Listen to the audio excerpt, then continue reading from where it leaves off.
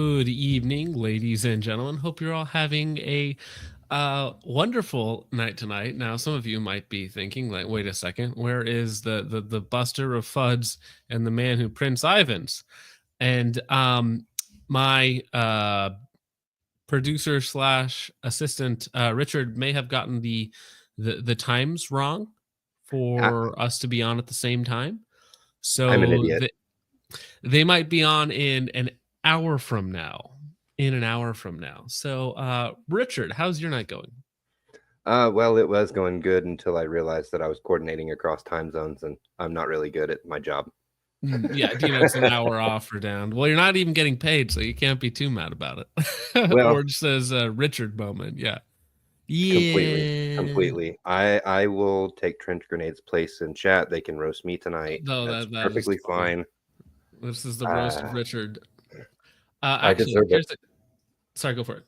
I deserve it. I deserve the roast. This is totally on me because I had told them one time, and apparently I said 9C, and we went with 9E, and yeah. Oh, there we go. Yeah, David. David says make him sing karaoke to entertain us. That's a great idea. Could you sing the Star Spangled Banner backwards? Mm, It'd be very funny. I don't think I'm quite that talented. Mm, I darn it. do not All have right. the Well, chops. how about this? Okay, so gentlemen, there were a couple very fun videos that I thought might be a good idea to take a look at some point. One of them is another classic, certified hood classic by Sheepdog Response on the Jackal. Your wording was, I believe, deep throating it Yes. while they wait for the Jackal 2. We could look at this one, which would be quite a bit of fun, or Trench Grenade. Our buddy Trench Grenade made a hit piece on me. Unbelievable, not really, but he did a critique slash tip video for me personally. So I thought that might also be a fun one to look at. So I'm going to put a poll in the chat, and we'll see what wins out. Should we take a look at Trench Grenade response or the Sheepdog PSA, or a third option here, Fire Richard? I already know where this one's headed. Yeah. I am definitely gonna. I'm hold All on, right. wait, I need to pull It's up in both there. Yeah. tabs. Focus strip is on the time of color. I don't know what that means. It's like the religion of peace, time of color, all these new terms that I can't keep up with. So that's going to sit in the chat for a second. But before we get going, Logan for $9.99. Thank you very much, sir. Putting in his tip as always, in more ways than one. Says Douglas. Very nice. Thank you, Logan. Admiral Nelson for $1.99 says, Matt, how does the new ruling affect super safeties? Well, we are going to leave that up for now because, again, they should be here in roughly an hour or so. So we'll see how that goes. Yeah, that's my bad. Although maybe I did it intentionally just so we had enough time, so that way we could fit in this glorious. Well, we're gonna leave it up to chat. Let them decide. It's actually pretty close. Trench Grenade response is happening first. So Garantham's Conscience for $4.99, which may or may not even exist, says, oh man, do I love busting Fudds. Deep and raw. All right. Yeah, Focus Trip needs budget cuts. I agree. Too much USAID money has made us lazy. Indeed. Unbelievable. DEI strikes again. Yes. Disaster Stream, yes. For those of you on Rumble, also Disaster Stream. 200 people here right now, disappointed that they don't have any of the content that they were promised. I know. Free of charge, and they're still mad. I'm mad. I'm mad at myself because I messed this up. It's funny because Ivan was in chat earlier, but then he's like, I got plenty of time. I'm going to go get dinner, hang out, have a great time. Not so much, but hopefully they will actually be here. I do have an update as of 1 minute ago from the man himself, Ivan the Troll. He's in, and so is Matt. They are on the phone with each other right now. They're finishing up eating dinner, and they will be ready soon. So they said they are in. Okay. We have to delay for a little bit, and I think we have a couple things that we can do this time. Mace Falatunda says, "Don't let your." Oh, what happened? Why do I hear an echo now? Are we gone? Hello, hello. No, we're still live, but I just hear an Yeah. echo now. I don't know Yeah, what I happened. think we're still up. We're good. Yeah, Mace says, "Don't let your guests join in late." Well, it's not technically their fault. It's not. No, they're not joining late. We're joining early just to give you Yeah, guys just more free content, and then Logan spoils Mhm. it immediately by throwing money. Yeah. Well, guess what? You did not lose. You actually came in last. Well, you did come in last place, but you didn't get fired. That was not the chat's response. They actually want the trench grenade response the most, 45%, and then you are tied with sheepdog. So, I may or may not oof. have voted on two separate devices to fire myself. Make him sing the final countdown. That's good. Garantham's conscience again, which we cannot confirm or deny its existence, says disappointed, like all 10,000 of Alex's customers. Dude, I had another guy reach out to me today about the whole Alex situation, who apparently has been working with him for the last few weeks or like a month. And basically, the exact same situation happened again where he got shorted and didn't get the funds he was promised. Who could have guessed? Who could have guessed that Alex did the same thing to somebody else? Just maybe there's a pattern of behavior there. Who is Alex? Alex is a character in the Focus Trip cinematic universe. He's more like he's not the antagonist, but what would you call him? He's a He is the grifter. yeah, but if he was a villain, he'd be like a low tier villain. He'd be like an interesting side character. He's not like the main antagonist. Just a smaller one that keeps popping up, like a recurring character that always happens.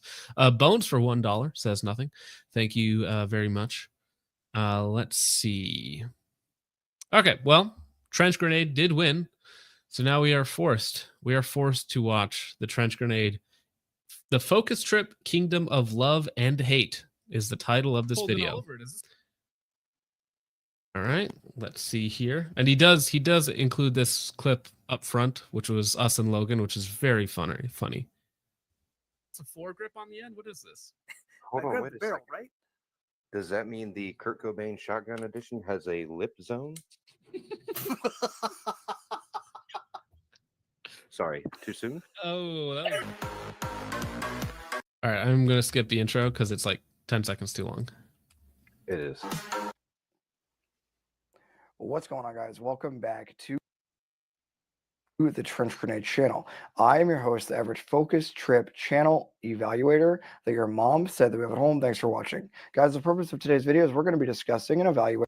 Does anybody, just out of curiosity, he opens those every video with something else that your mom says we have at home.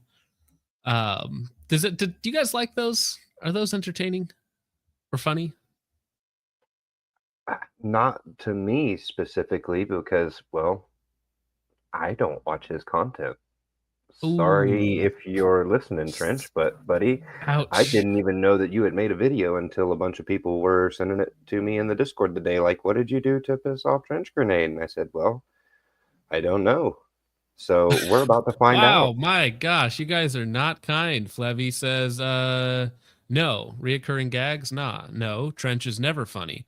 Mom says we have at home is a decent gag. 1 positive. Nope. No. Yup. Okay. 2. That's good. Logan says, yes, you need to get a face cam. If you want, actually, Logan, do you want to hop in here right now while we are waiting for our guests, and then I can kick you out when they arrive? Because you are welcome to join if so. But yeah. Yeah, we Let's need go. to do something for an interventions to Oof, keep you him guys from. are not kind, but that's okay. It's allowed around here. You can be as mean as you want. Your mom shtick is copied from Vintage Warfare. Maybe a little bit. Okay, let me send Logan an invite. Let's let this roll. The Focus Trip channel. And I'm going to give you guys what I like, what is good about the channel, what he does well but needs to improve, what I would like to see in the future, and 4 major goals that I think he should take on if I was him to make the channel a little bit better. Now, why is this video happening? Because a lot of guys think his channel is the beacon of hope in the gun community. They think that he is the hope in the darkness, the light in the tunnel. He is Gandalf riding down the mountain with his live streams to expose the earth. Now, I gotta say, I hope this is a joke, because I don't think anybody should really think that about like these live streams or videos. Like, we have a good time. We call out, bad practices, bad videos, shills, if you will, people doing bad things in the industry or whatnot. But like, you shouldn't look up to almost anyone on the internet that does this thing for a living. There's a lot of overlap with online personalities and narcissism and self-destructive tendencies. So probably don't put your faith in anything other than Jesus Christ. That's what I would say to that. So what I have to say to that is, if you're Gandalf, then what does that make me? You are the horse. I'm the horse? Okay, I'll take it. That's probably the best role. In this case, it would have been like the sun comes up, right? In this analogy, but Gandalf doesn't show up till an hour later, so everybody's already dead.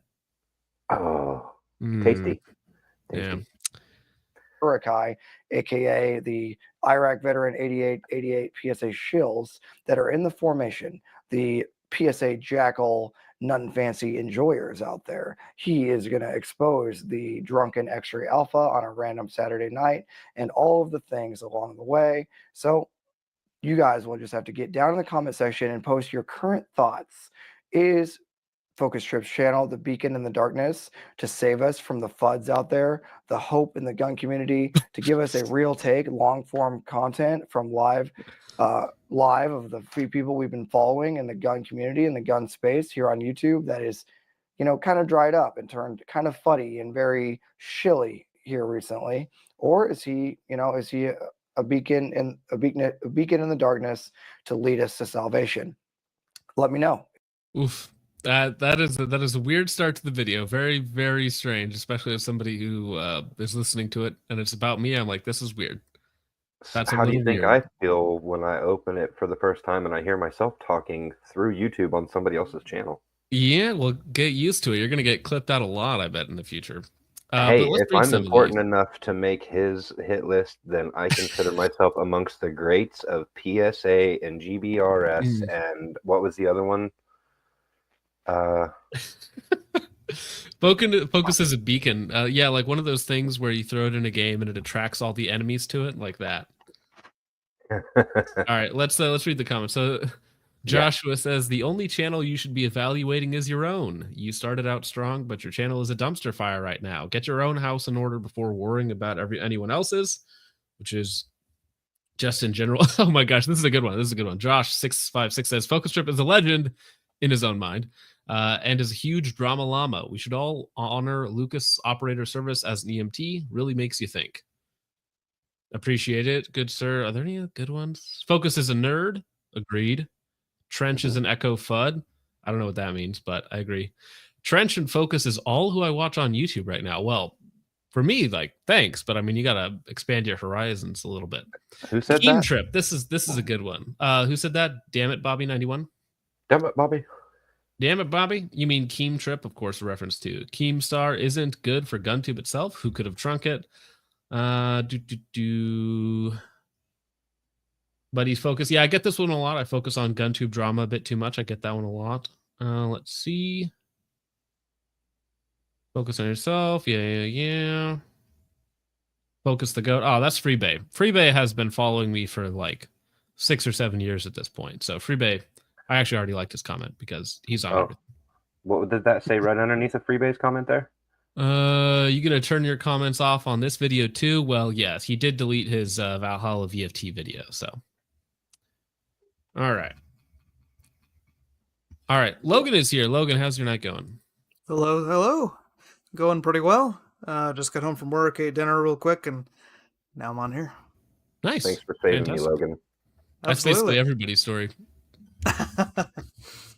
All right, let's roll this on. Is he a Joe Rogan wannabe, or is he the one that will ultimately save the gun? First off, I'm at least 2 Joe Rogans tall. I know I'm short, but I'm at least 2 Joe Rogans. Community. I look forward to reading those spicy comments down below. Like I said, guys, if you want to support the channel, you like the video, that you can do that right now. It's a free concept that helps out more than you know. You can comment your thoughts on the Focus Trip channel prior to me telling you my thoughts here in about 15 seconds. And if you want to help with the future burn downs that are going to be happening with the Ruger RXM, the PSA Dagger, and probably a ton of other guns in the future, both rifles, we'll probably test out the Jackal, the PSA Jackal. We'll probably test out a couple other rifles along the way. And that'll be the future of the channel moving forward, as well as some of these spicier takes, like talking about Focus Trips live stream and review videos. Okay, so thanks for doing all that. I'll leave links for everything down below, as well as Focus Trips channel if you want to go over there and support. Oh, yeah, okay. Whew. I was saying for a second, I thought I wasn't mentioned in the description. Unbelievable. Him.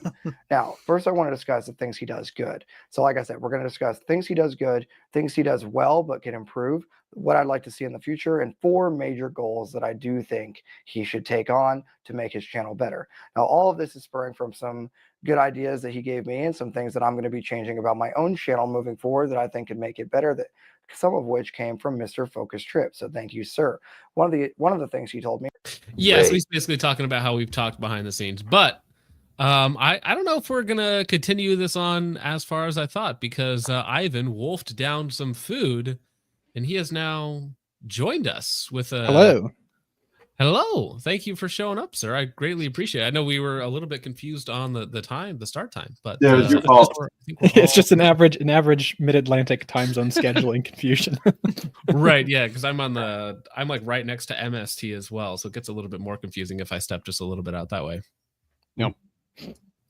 So Well, hey. I take full responsibility for the mix-up, guys. That's my bad. I am in fact retarded. Oh, I'm glad we're in good company. Hey, yeah, friends. I just tried. I tried my best, and well, I failed. Well, it's a highly organized stream. So now that everybody is here, Matt, Ivan, how's your night going? Pretty good. Good enough for anti-government work. True. Oh yeah, for sure, 100%. All right. Well, I had a little bit of a thing to start with. It's going to be a speed round. Okay, so it's going to be a little bit of an. Yeah, I know you got to go fast. Got to go fast with this. Not really. You can give a very long, or as I should say, Ivan, what is it? A concise and quick breakdown.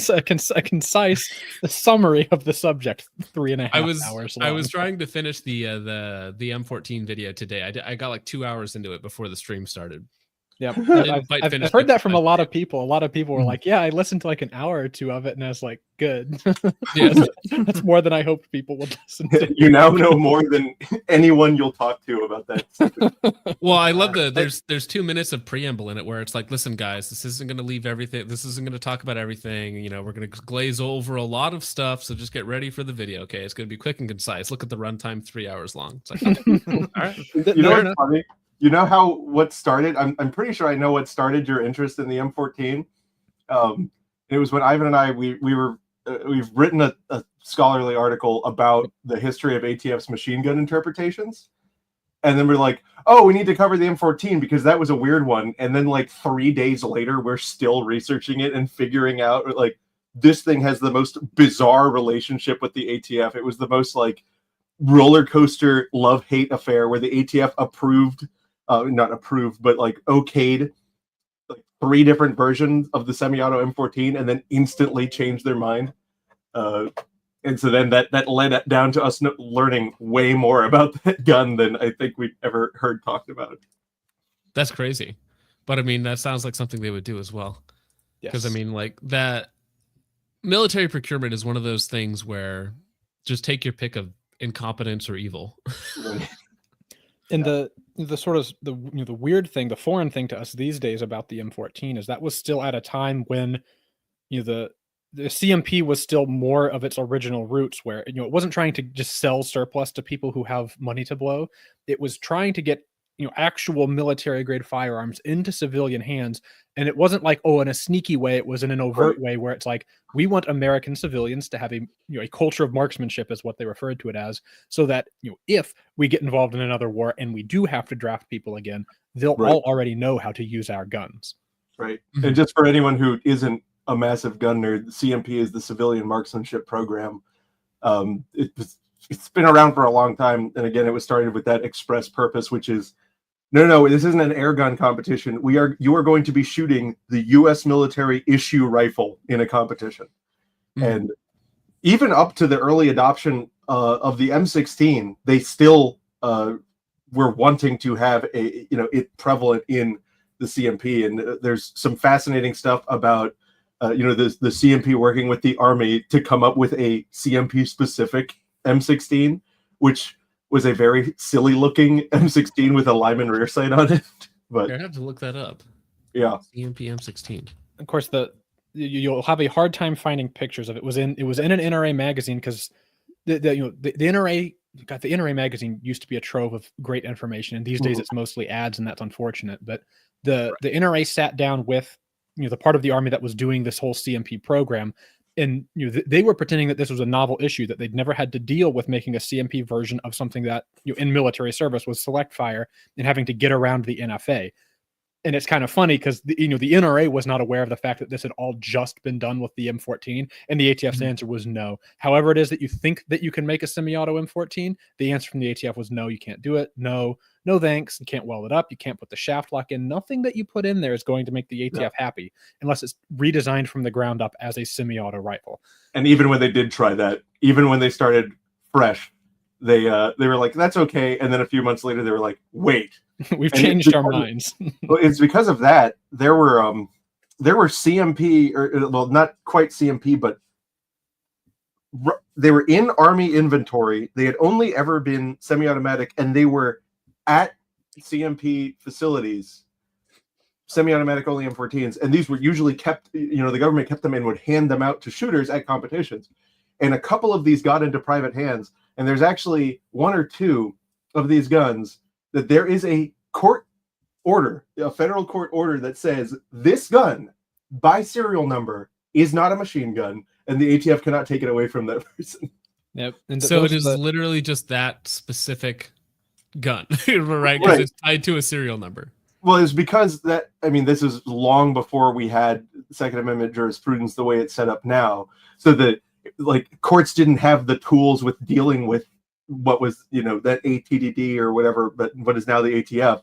They were kind of like, what are you doing? And basically the government's like, we want to steal this gun from this guy. And the court goes, no. And so the easiest way to do that was to say, by declaration, this particular gun is not a machine gun. So that's going to be the M14 I'm retarded. Natural Med, yeah. Yes. Yeah. Okay.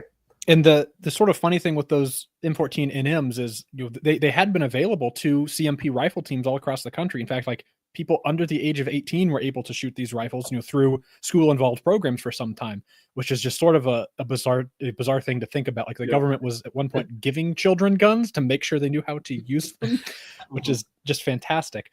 But we see that sort of thing in other countries, though, which is you think of American as the beacon of personal civilian firearms ownership and whatnot, but it's like they're scary, right, to a lot of people. There's a lot of cultural hesitance towards firearms in a lot of places. A lot of those M14s though were rounded up during the wars in Iraq and Afghanistan because Knight's Armament couldn't make SR-25s quick enough, and the military felt they needed DMRs or range out to 800 or whatever. And their fallback solution at this point was, we've got a lot of M14s in inventory, right? And then they go and open the lid, and they've all been given to Estonia or cut up. And so the Army's like, we have to beg for our down converted semi-auto M14s back from the kids. Yeah. We need these amazing. back. Sorry. Yeah, no, that's my favorite part about the GWAT situation is they had all this grand plan on everything, and then they go out into the desert and they go, guys, some of them are far away. Right. What do we do for this? Yeah. And we're back to that now. So here's a question before we get into the speed round, which of course is going to take us an hour. We've already shit up this entire thing. Yeah, it doesn't matter. It doesn't matter. All right. Do you guys I like the Colt All-American 2000. It's a really good gun. Yeah, you should buy that. Will do. So do you guys see is there a relation between the M14 and the new XM7 program? Yeah, definitely. How it's the wrong rifle for the wrong time, bad purposes. Bad gun. Well, that's the interesting though, because the more we've researched the M14, the more we've softened up to it. The motivations behind the M14 were pure and good and smart. The thing that it ended up being a perfect storm of malignment, right? Because in the AR-15 early on had the same perfect storm of malignment, where everything that could have gone wrong for that rifle went wrong in the middle of a war, and that really sucks for it. The M14 didn't overcome this. The AR-15, fortunately for it, did. But there is the design, the philosophy behind the M14 was that there was going to be a World War III in Europe, and that range that we would need that sort of range that we had in World War II. Because while all of these studies, right, every nation practically came to the same conclusion that anytime that somebody was aiming at an individual target and hit them, it was within 300 yards. The ability to hit someone at 800 yards was still very, very important. And sacrificing that was would be a mistake if you were just to straight up give that up in your quest for a universal cartridge. Right. Now, that then makes it pretty different from the motivations behind the XM7 program, because there, of course, depending on how you look at it, you get one of two different stories. The official request didn't say much of anything about body armor. And so it's just sort of like backwards inferred that because they were worried about having high velocity with a round that could be constructed out of something that isn't tungsten carbide that could be very good against barriers, people sort of backwards imply that they want a gun where the ball ammunition for it can defeat level 4 or level 4 equivalent armor. And that's not a bad...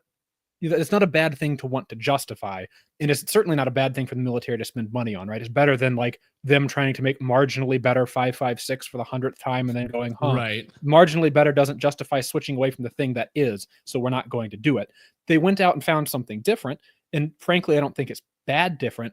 It's just that the way that SIG is and the way they do things, I think this is not a bad idea, and it will be completely screwed by the fact that this is not probably the right gun for it, right? And or the right company to be dealing with Certainly it. Not right, because then you have SIG, which is a total systems integrator, so it's supplying literally everything. As you guys, I watched your last video where they're opening that new ammo facility, like basically specifically for the bimetal casing. And ammo prices, from what I've heard behind the scenes, like ammo prices have not hit targets in terms of their pricing or in their availability, and so that's going to be a huge thing for that. And so, we kind of grappled with it. Like, the cartridge itself is not a horrible idea. I think Ivan's softer on that cartridge than I am, because I still think that,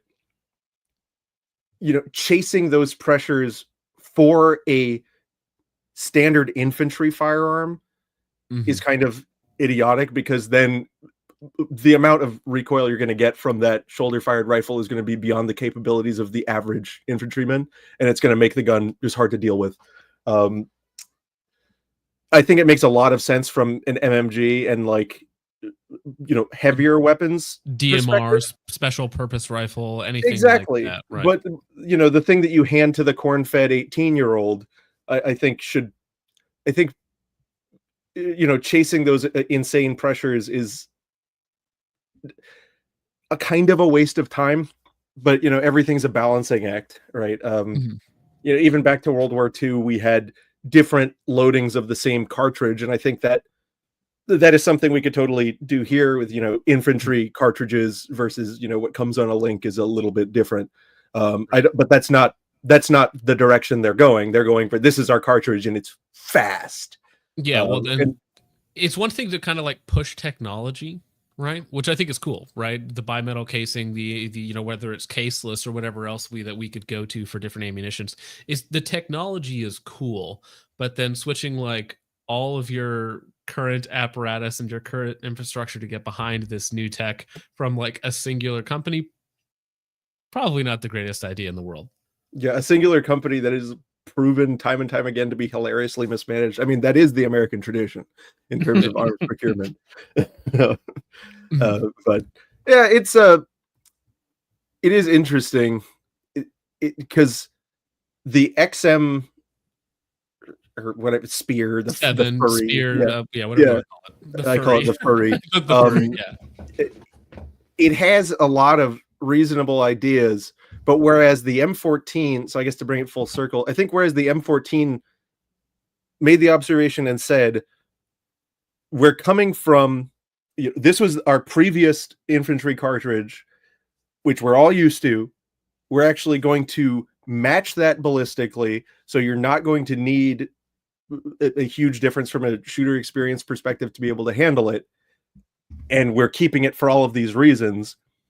Now they're saying, despite going to small bore high velocity, we're going to now juice everything the hell up. And as for how these are going to be actually individually implemented, we'll make them weigh 20 pounds at least. Well, right. So it's like, it's kind of like the same thing with the M14 in terms of like you increase the wear and tear on the shooter, right? It's just more difficult to control, especially in like fully automatic or something like that. Well, let me tell you something. Everybody talks about the M14, how it's not controllable, this, that, and the other thing.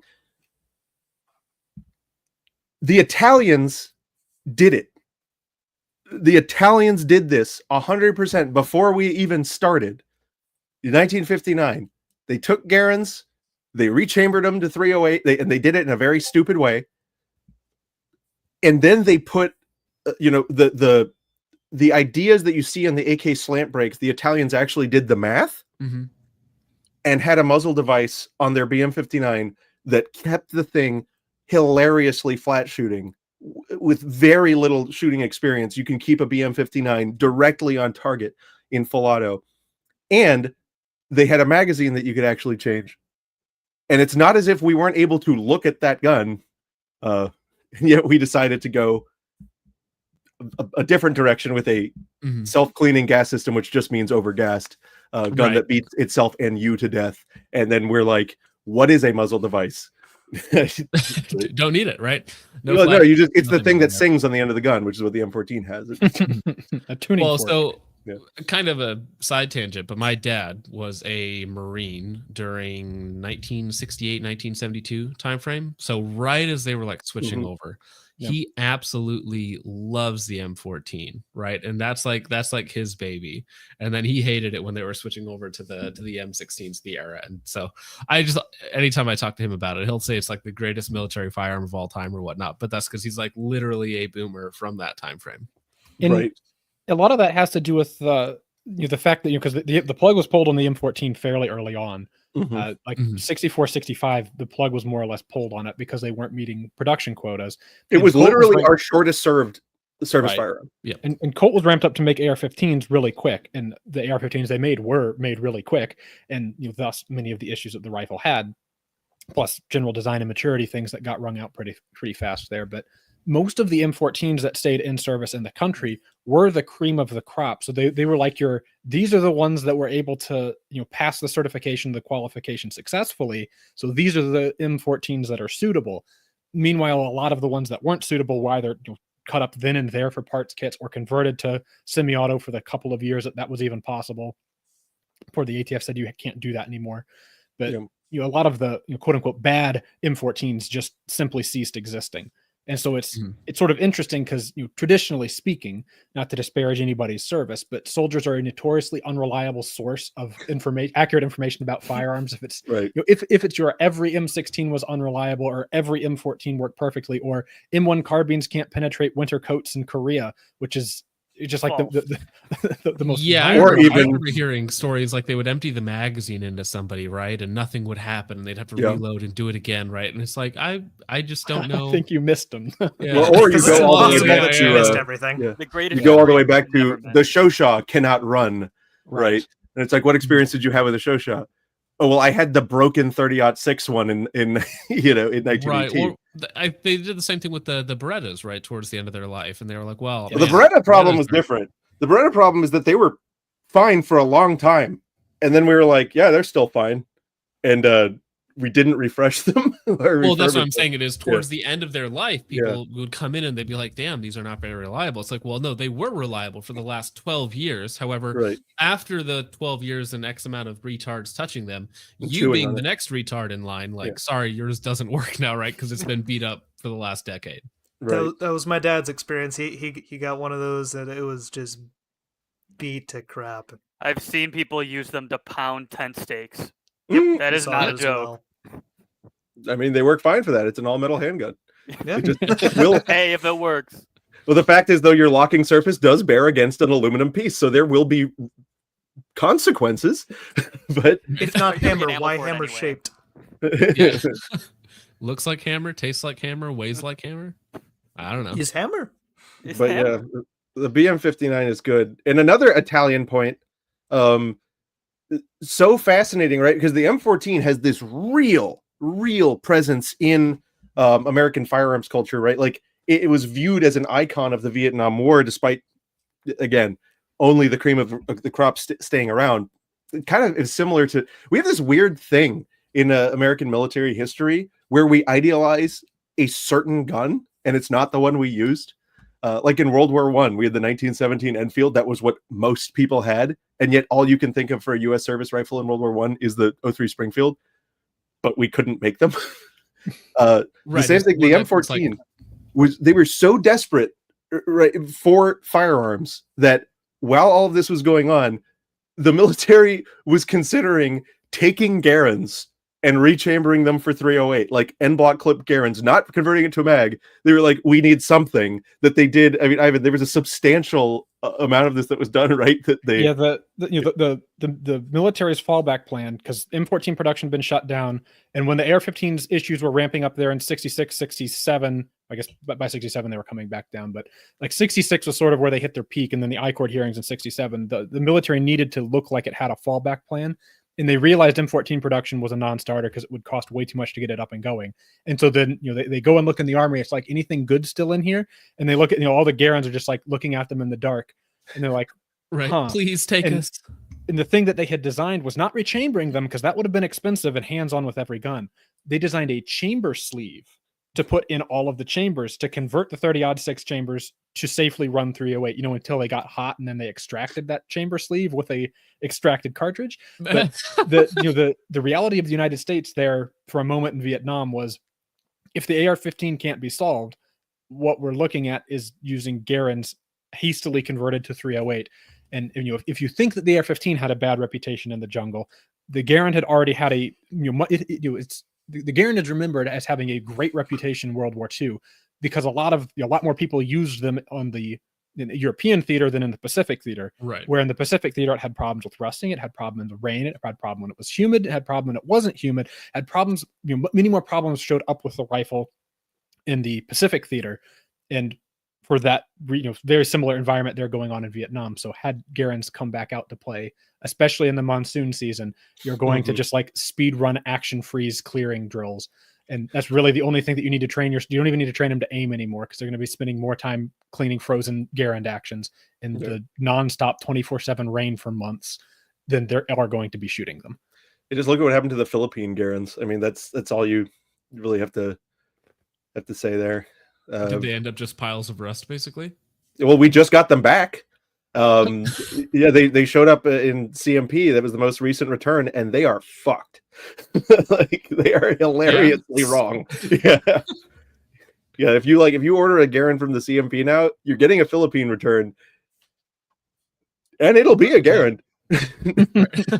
It was at one point, anyways. Yeah, I mean, the CMPs had to rebarrel all of them at this point. Oh, yeah. So, but like, you'll see the receiver where just like a hilarious amount of pitting above the wood line. Mm-hmm. And they're saying, oh no, these were not stored correctly in the Philippines. Sure, fine. Do you think the Turks were storing them much better when we got those back?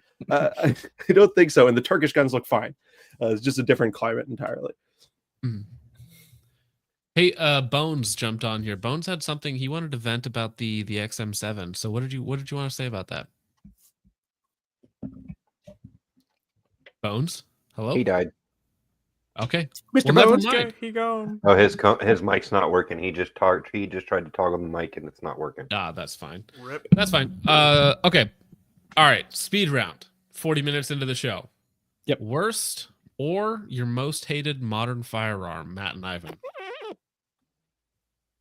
That's a good one.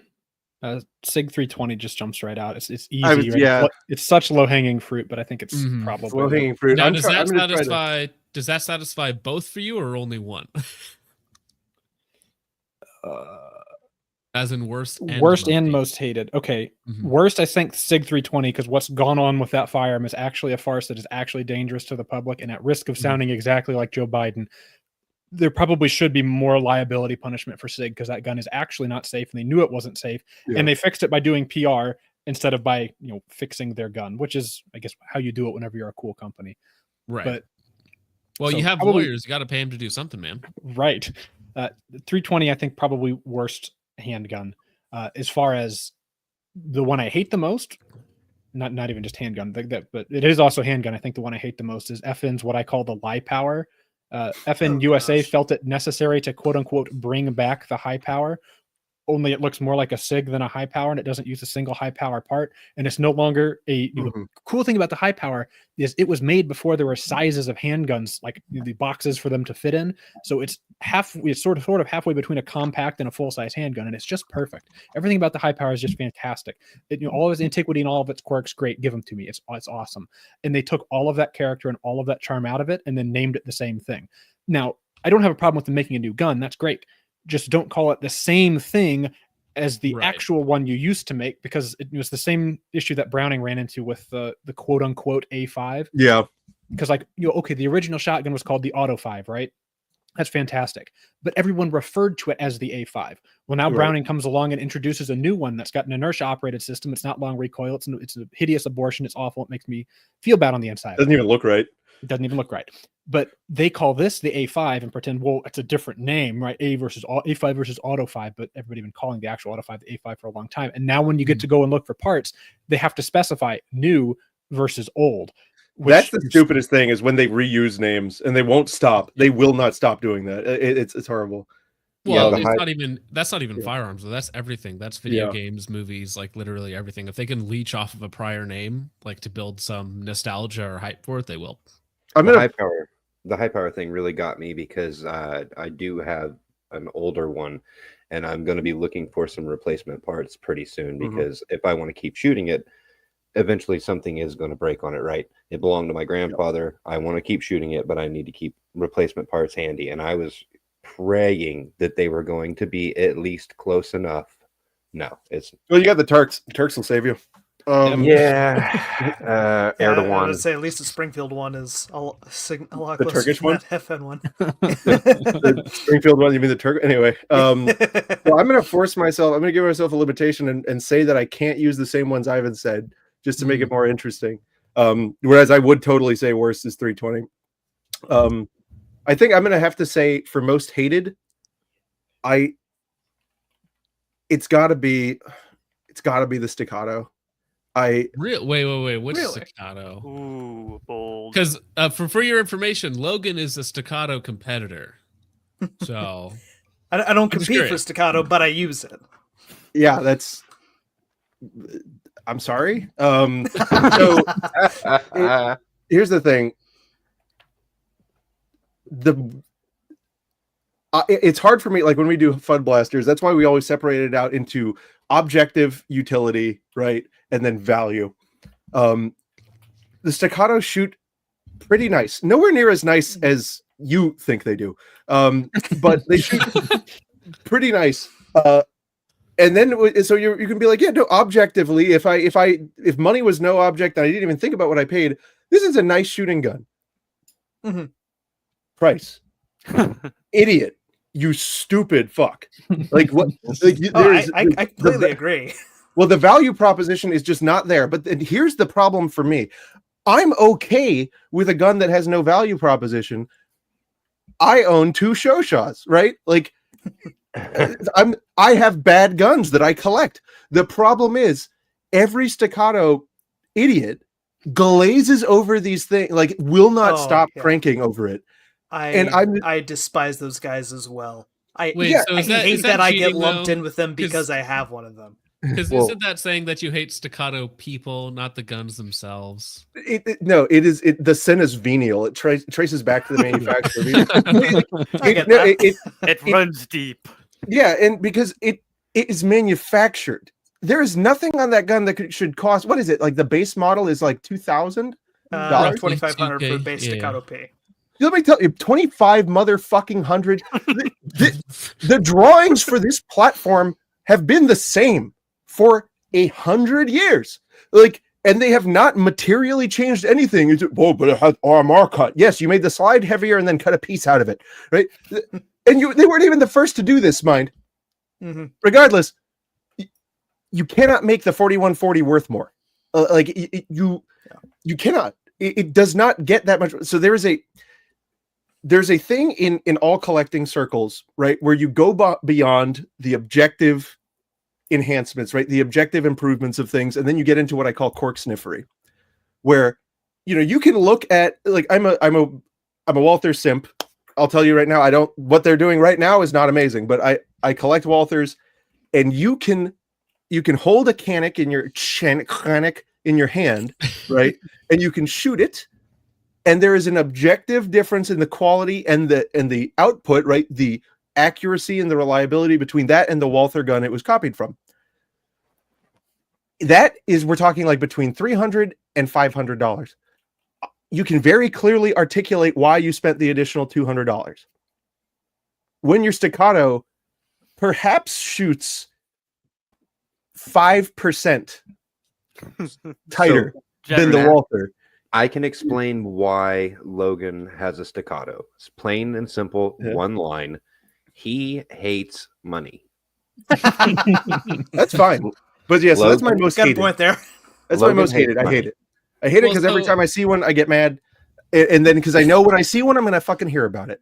And because most of the time somebody's showing it to me, they're like, oh, hey, I've watched your channel, whatever. Do you want to try this? And then I'm like, and I have to be nice, right? Because they're being nice to me, and so I'm a Southerner and polite. So anyway, that's my most hated. But the worst, God, that's hard. Because Ivan took away the 320. We'll ponder on that for a minute, and we'll bring. I've got it, and it's going to be controversial. Oh, let him cook. Let him cook. Go for it. Ruger 1022. Ouch! Really? I agree. Yeah, Not even the Winchester Wildcat. No, but I'm saying still made today, right? Still in the Ruger 1022 is a piece of dog shit. I do not comprehend why everyone has gravitated around it, but they have, and good for them, right? It's just objectively a very bad design. Your primary ejector is your magazine. Like it's the magazine design is a multi-use item. It's disabled. All right, so that's and I'll let that sit there. If you want to challenge me on it, you can later. But go ahead with what I interrupted like 3 times. I'm sorry. No, Bones, are you back now? Are you good? I think I'm good. Do I sound okay? I don't know what's going on, but No, you sound like an idiot. Well, that means I sound okay. I sound as I should. Perfect. Acting as intended. Yes. All right, XM7 rant, go. Oh, I didn't know we're on it. My bad. My main thing with that is I didn't know we were going full circle, but I really 9-hole reviews did a lot of talking on it, and it's the U.S. is moving, like you guys had said, to SIG, which is going to produce all the everything for this, and we're leaving all the other NATO weapon systems and our allies without this ammunition, and we have all these stockpiles of 308 that are now gonna be used for what exactly? I hope they get sold to the civilians. Let's go. That'd be perfect. Hey, if we can hope, if it's going to happen, it'll happen now, right? It wouldn't have happened before, but hopefully we can get it to happen now. Release a bunch of the old ammo, buy a whole bunch of new ammo, let the civilians stock up for cheap. No, you know, I just sent it to Israel. Well, they have to buy how many millions of dollars worth of it? No, just give it. They can just have it. They just want grenades to throw haphazardly through windows. No, that's Sweden. Yeah, well, no, it's like we watched that video of the IDF going through that broken down house, and they were just like blind firing into corners and whatnot, like like vis lasers on, shooting into dark places and whatnot. So yeah, they could probably use it. That's how I would do it. Yeah. Oh, no, clearing houses doesn't sound like a fun time. But you know what the funny thing is? That's probably what's going to happen. I mean, yeah, if you look at what happens in like Ukraine or other places like that, like if you get the unfortunate job of clearing a house and like it's your life versus somebody else's, you're like, I don't care, I'm just clearing it, right? No, I meant where like where it's munitions are going to wind up going. Yeah. The government could be like, hey, people will pay us for this. Really? Or we can put it over there. The Ukrainians have a lot of hungry M240s. Yeah, we hungry. All right, let's move on from that, because that quick round took only about 15 minutes. Yes. So let's talk about politics. This should be fun. So Patel Mm. just got confirmed the other day, right, as head of the FBI, but then he's also acting head of the ATFs. What do you guys think about that for right now? Feels like too much work for one person. Well, it doesn't have to be, but I also just don't think about it. The reason they did an acting appointment is because that gets you around confirmation, and they would probably act quite uppity about him being confirmed for two such positions, although there's nothing procedurally wrong with it. But I think the tea leaf reading it's a little too early to know. What did you think about the thought that they were just putting him in as an appointed basically acting director to bring in somebody else as assistant director to then put them through confirmation? Basically, kind of what they did with slipping Dan Bongino in as FBI assistant director, because they knew for a fact that there was no way that Congress would confirm him. They knew there was no possible way. So they put Patel up for the actual director's position and then just brought in Bongino afterwards. Yeah. They're just staging it for Brandon Herrera to come in. Yeah. Come back in the century. Well, that's kind of a follow-up to that. Is there somebody in particular you would like to see run the ATF? Like some Crump. John Crump. Yeah. Yeah, there you go. I noticed like halfway through that you had his picture behind you, because I couldn't tell exactly what it was in the beginning. I had to blow it up. I had to blow it up full screen because I was like, "Is that Crump staring me in the face?" Yes, it is. Yeah. It is. Matt turned. You gotta get one of those cardboard cutouts, so you can just be like standing in the background the whole time. We really do love Crump now. Crump's great. Like, it started as a frenemy-ship, but now it's like he's just been awesome. Was it like a competitive thing where it's like, no, I'm the best gun lawyer on YouTube? I don't know. This is a problem with my personality, is that I respond to perceived aggression with extreme aggression. And so that it may be my fault. I don't know. But we hashed everything out, and we talk all the time now. And he originally thought me putting his picture up was an aggression, and so it was funny to have it go the other way. And then he called me all mad. But legitimately, in the Fudbusters Discord, I have a rule where if you buy me an art, I will showcase it. And somebody bought me this, and I was just like, "This is amazing." I was just like, this is another art that I have. So yeah, it was just an art, and then it kind of became a thing. So I have to give you fair warning, because if you just mentioned Discord and people sending you things, we do have how'd you put it, John? Some troglodytes. Yeah, Discord troglodytes. That's what I call them.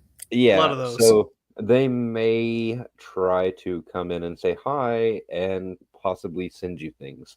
And well, the Discord is paywalled, so they have to be serious troglodytes. No, they're all broke. So. Yeah. That's a good way to do that. Oh, we do have a great community because it's paywalled. Yeah, exactly. Yeah, when you can gatekeep, I just let everybody in, and that works out incredibly well. Yeah, for entertainment. Yeah, gatekeep and then paywall, gatekeep, and then just have open fire on range is hot on anybody who's new. Yeah, you have to try and encourage anybody that joins to leave. It's digital hazing. Hazing is what we do. Well, it leads to good assimilation because they learn the culture of the server very quickly through the intense bullying. Social shame. It's a great tactic. All right. We do have some of that. Well, this should be funny. This I don't know if it's funny per se, but this is something I just kind of want to bring up just for the heck of it. This was blowing up everywhere. The Dan Crenshaw threatening Tucker Carlson. Did you guys see this? Yeah. I did not. Enlighten me, please. You did not? This is amazing. Have you ever met Tucker? We've talked a lot. I ever meet him, I'll find the Oh. What do you say? If I ever meet him, I'll here, let me play this one. This one has the transcript of it. Oop, let me share it. There we go. We've talked a lot. I ever meet him, I'm not joking. it's time to stop the control. This is a meme by the Cook Club, but yeah, casually threatening to murder someone on air. I think that's a bold move by Mr. Dan Crenshaw, of course, and Well, for red flag laws and very other things. Tucker fired back very quickly, and he put up all of his hottest takes. That's Yeah, That's amazing. That's awful. That's good. Do I thought you, that was pretty good. John, do you have the one handy where he was talking about how the meme talking about how he lost his eye to a glory hole in Israel? It's yeah. So the quote is like him there. It's all blacked out. It's all epic looking, and it's like never peek through a glory hole in Tel Aviv or something like that. Meme. Dear, it's like epic quote or something like that. But yeah, I don't have that one handy. But yeah, absolutely a wild behavior from him. But he's been kind of a crazy man for a while now. It's been fun to watch. Yeah, right. It's like you get that hot mic moment every now and again. It's like, oh, that's the kind of person you are behind the scenes. Which, to be fair, is not that surprising. No. Yeah. Well, we did have some other questions from the Discord. What was the other one? I like the Colt All American 2000. Colt All American 2000. It's the good one. That's a good gun. What? I'd like to get Colt- one, but then as soon as that Colt- video went Colt All live, the American price 2000. jumped. Yeah. It's like Colt made a lot of guns, right? But then Colt made their best gun, the Colt All American 2000, but they only made a limited number because they didn't want to make too many of the best gun. Yeah. And then the gun buying public did the thing it normally does when you release a good product, and it got furious and said, "Stop now. Go back to the bad revolver." When was this, though? 1990s. 1993. It looks like a top Yeah, they heavy do. high power kind of. Yeah. No, A lopsided doesn't. high power. Defending the high power. How dare you say that? I mean, that doesn't in a good way, but Whoa, it was debuted at SHOT Show. Ah, It does not look like a high power. It looks like a Pontiac Sunfire, which is perfect for the Yeah. year. thank you for that image. What a great image there, sir. Thank you. Yeah, it looks like a yeah, C9 had a baby with a high power. Actually, You keep saying it. I don't think it gets any better. we're going with it. It looks exactly like a car from the early 90s. Yeah. And, but the funny thing is, you say that about that gun, and then you'll hold it in your hand, and you'll just shut your mouth right away. It's really comfortable. Yeah. That's interesting. Yeah, that's a much The- better picture of it. For the uninitiated, perhaps Matt and I have a channel where we do unsponsored, unpaid for gun reviews, which we sort of started in as a knee-jerk reaction to, like, you pick your favorite gun tuber, right? All of the big names, whether they're associated with Leviathan or not, they accept guns or favors for free to say nice things about guns, even read off of scripts. Even people who talk about guns that may have been forgotten at some point, they accept free guns to read scripts. It's happened. I can prove it. In fact, it might have even been Effen's Live Power. It may have happened. Yeah. It's just weird that he said all of the same things that Military Arms Channel also said. Anyway, Yeah. so there's a lot of that goes on. Oh, that dude, just sort of- I have stories about Military Arms. Channel, absolutely. if you want, Absolutely. yeah. But- That's fun stuff. I have the SVD, by the way, the brake rotor one. The import scam one, or you got the? I have the one from Tim, and I got it by being nice to him because I actually kind of like him, so I tend to get quiet when people talk bad about Tim. Anyway, go on. Oh, but so we just started doing like gun reviews where like we sort of wanted to get a lot of hype beast stuff, but also a lot of sort of not as hype beast guns, and just take them apart and talk about them. And it's not like a high round count, is this gun worth buying? Just like was this gun designed stupid, and a little bit of like interesting facts about it. Sure. And so we had done with a bunch of stuff, the SCAR and the M14, and hurt a bunch of people's feelings because a lot of people save all of their dollar dues and then they buy the gun and then they have to defend the gun online, or else it means their gun is bad. It's important. Correct. Too. Yes. But, Because this is their personality now. right. It's like my personality is I bought a SCAR 17. So, Well, you say that, but it's funny. Somebody in the chat, he actually sent me his SCAR 17 to roast because he doesn't like it either. So I have a SCAR Nice. 17 in my closet that I have to keep shooting, unfortunately, and it costs me lots of money to shoot. But I will continue to do it until the video's done. So I will say this: we do have the most generous audience. They send in all sorts of cool shit, and you guys are great because it gives me content to go over, and then I get to do cool shit like this and bite on Matt and Ivan in my free time. So I love it. I don't know how familiar you guys are with Thanks. this. I don't accept product from manufacturers for reviews like at all. I just don't do it. It's a waste of time. And then my audience is like 10 times more generous than anybody else. Like I just got sent like a Knights Armament SR-15 that I actually just end up sending back after I got the video done on it. And like, no company is going to be sending me something worth like $4,000 for nothing. So The last product I think you got sent was the Jackal last year, wasn't it? ooh, yeah, I still Yeah, I haven't watched finished that. That video. was great. Yeah. Well, we're Very still working on it in-spec. because I'm gonna make it fall apart on video, and then I'm gonna post it and laugh.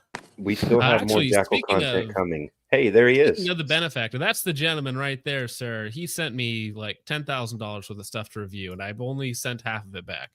Well, the half we sent back, I sold it with Raid XG, so that's been. Oh, fun. that's right. Yeah. Man with very expensive taste, Mr. Andrew. How's your night Look going? at his house. He looks like a James Bond villain. Yes, I will send you another expensive rifle. You have to shoot it. You have to. I He will is a send a product. low tier gun tuber stuff to make videos. Yes, this is part of my plan. Like car, knowing I bought the X95. Speaking of it, Crenshaw. Can anyone understand him? Andrew. Yeah, every grab your word headphones, word. bud. Your audio cut out like half of your words there, so I got a little Sorry, bit is of that it, better? not all of it. That's Yeah, it's a probably little bit better. Grab your headphones if you can. But I sent the X95. Speaking of the Crenshaw situation, I bought them knowing I was going to hate them, but it was primarily due to just seeing people look at the concept of a modern battle rifle. Like whenever Hop or Brassfax tell me not to do something, I immediately do it, even though I know Hell it's gonna cost me a ton of money. right. But yeah, got the X95. Put the Geisley trigger pack in it. Spent a lot of money on it. Ended up hating it. Sent it to focus trip. The Scar, I bought it. I played with it. I'm like, this is not the rifle I thought it was, and I'm not the person who's gonna hide behind a purchase to have it create my identity. So I'm like, it's kind of gay, and send it to someone who I know is actually gonna go by the merits of the product instead of just 20 years glazing of at it because it has Call a of Duty $4,000 price hype. tag. Yeah. It's Well, it's and I frustrating. greatly appreciate it. Speaking of the X95, I think I'm going to title that video "Adjudication," spelled AGJEW. Whoa. Whoa. That should be a good one. Yeah. All right. You guys covered this a while ago, but talking. Oh about wait. Oh, Ivan didn't finish the whole thing he was Yeah. saying, but Yeah, I'll, yeah. I'll finish it for it because Ivan is can be long-winded. We started this because we're like we know a little bit more about guns than most of these people, so we take apart the gun, we look at it objectively, we give you a 1,000-foot overview of it, and then mixed in with our personal, not mixed in, but like then separately, we're like, this is our personal feelings. And people got mad because we kept attacking grails, and they're like, and we're like, okay, let's see something that everybody agrees is bad, right? And the Colt All-American is one of those. You cannot really find another review of somebody saying anything but horrible things about that gun. So we each bought one, and I bought one first, and then I go in, I take it in the back, and I shoot it, and I'm like, something might be up. And so Ivan grabs one, and he shoots it, and he's like, mine's really good. And we're like, there must be a mistake. So we get more of the. At the end of this, I think we have like 20 of the guns. We have a bunch. Yeah, because we kept. Really? Oh my God. Yes, and we've actually, by buying like a bunch of Colt All-Americans, because people were like, they were recalled 1 billion times and this and that. Just by buying all the guns from Colt collectors, we got original recall paperwork and everything, and we figured out, we busted the whole story on the gun. It's all nonsense. It's just all idiotic nonsense. The thing is great, and all that happened is one of the first guys to review it wrote a shitty review that was not even like objectively, he didn't fire it enough. He didn't really test the gun. He just didn't like it. And then everyone just started copying what he said. And the thing, like some of the issues that they were having, such as, the front sight moves, is just objectively not the case. In all of the examples we've looked at, there is significantly less move. So basically, we found the first, what may be the first modern bandwagon, right, Like instance of gun hate journalism. brigade, yeah. Yeah. And so we're like, we got this gun. We were going to shit on it the way we normally do, but well, anyway, and then it's an hour and a half long video. Yeah, we sort of felt like we had to become custodians of the gun's history because we're uncovering things that are just so out of whack with the reality. What everybody else says is, our reality conflicts with what everybody else is saying.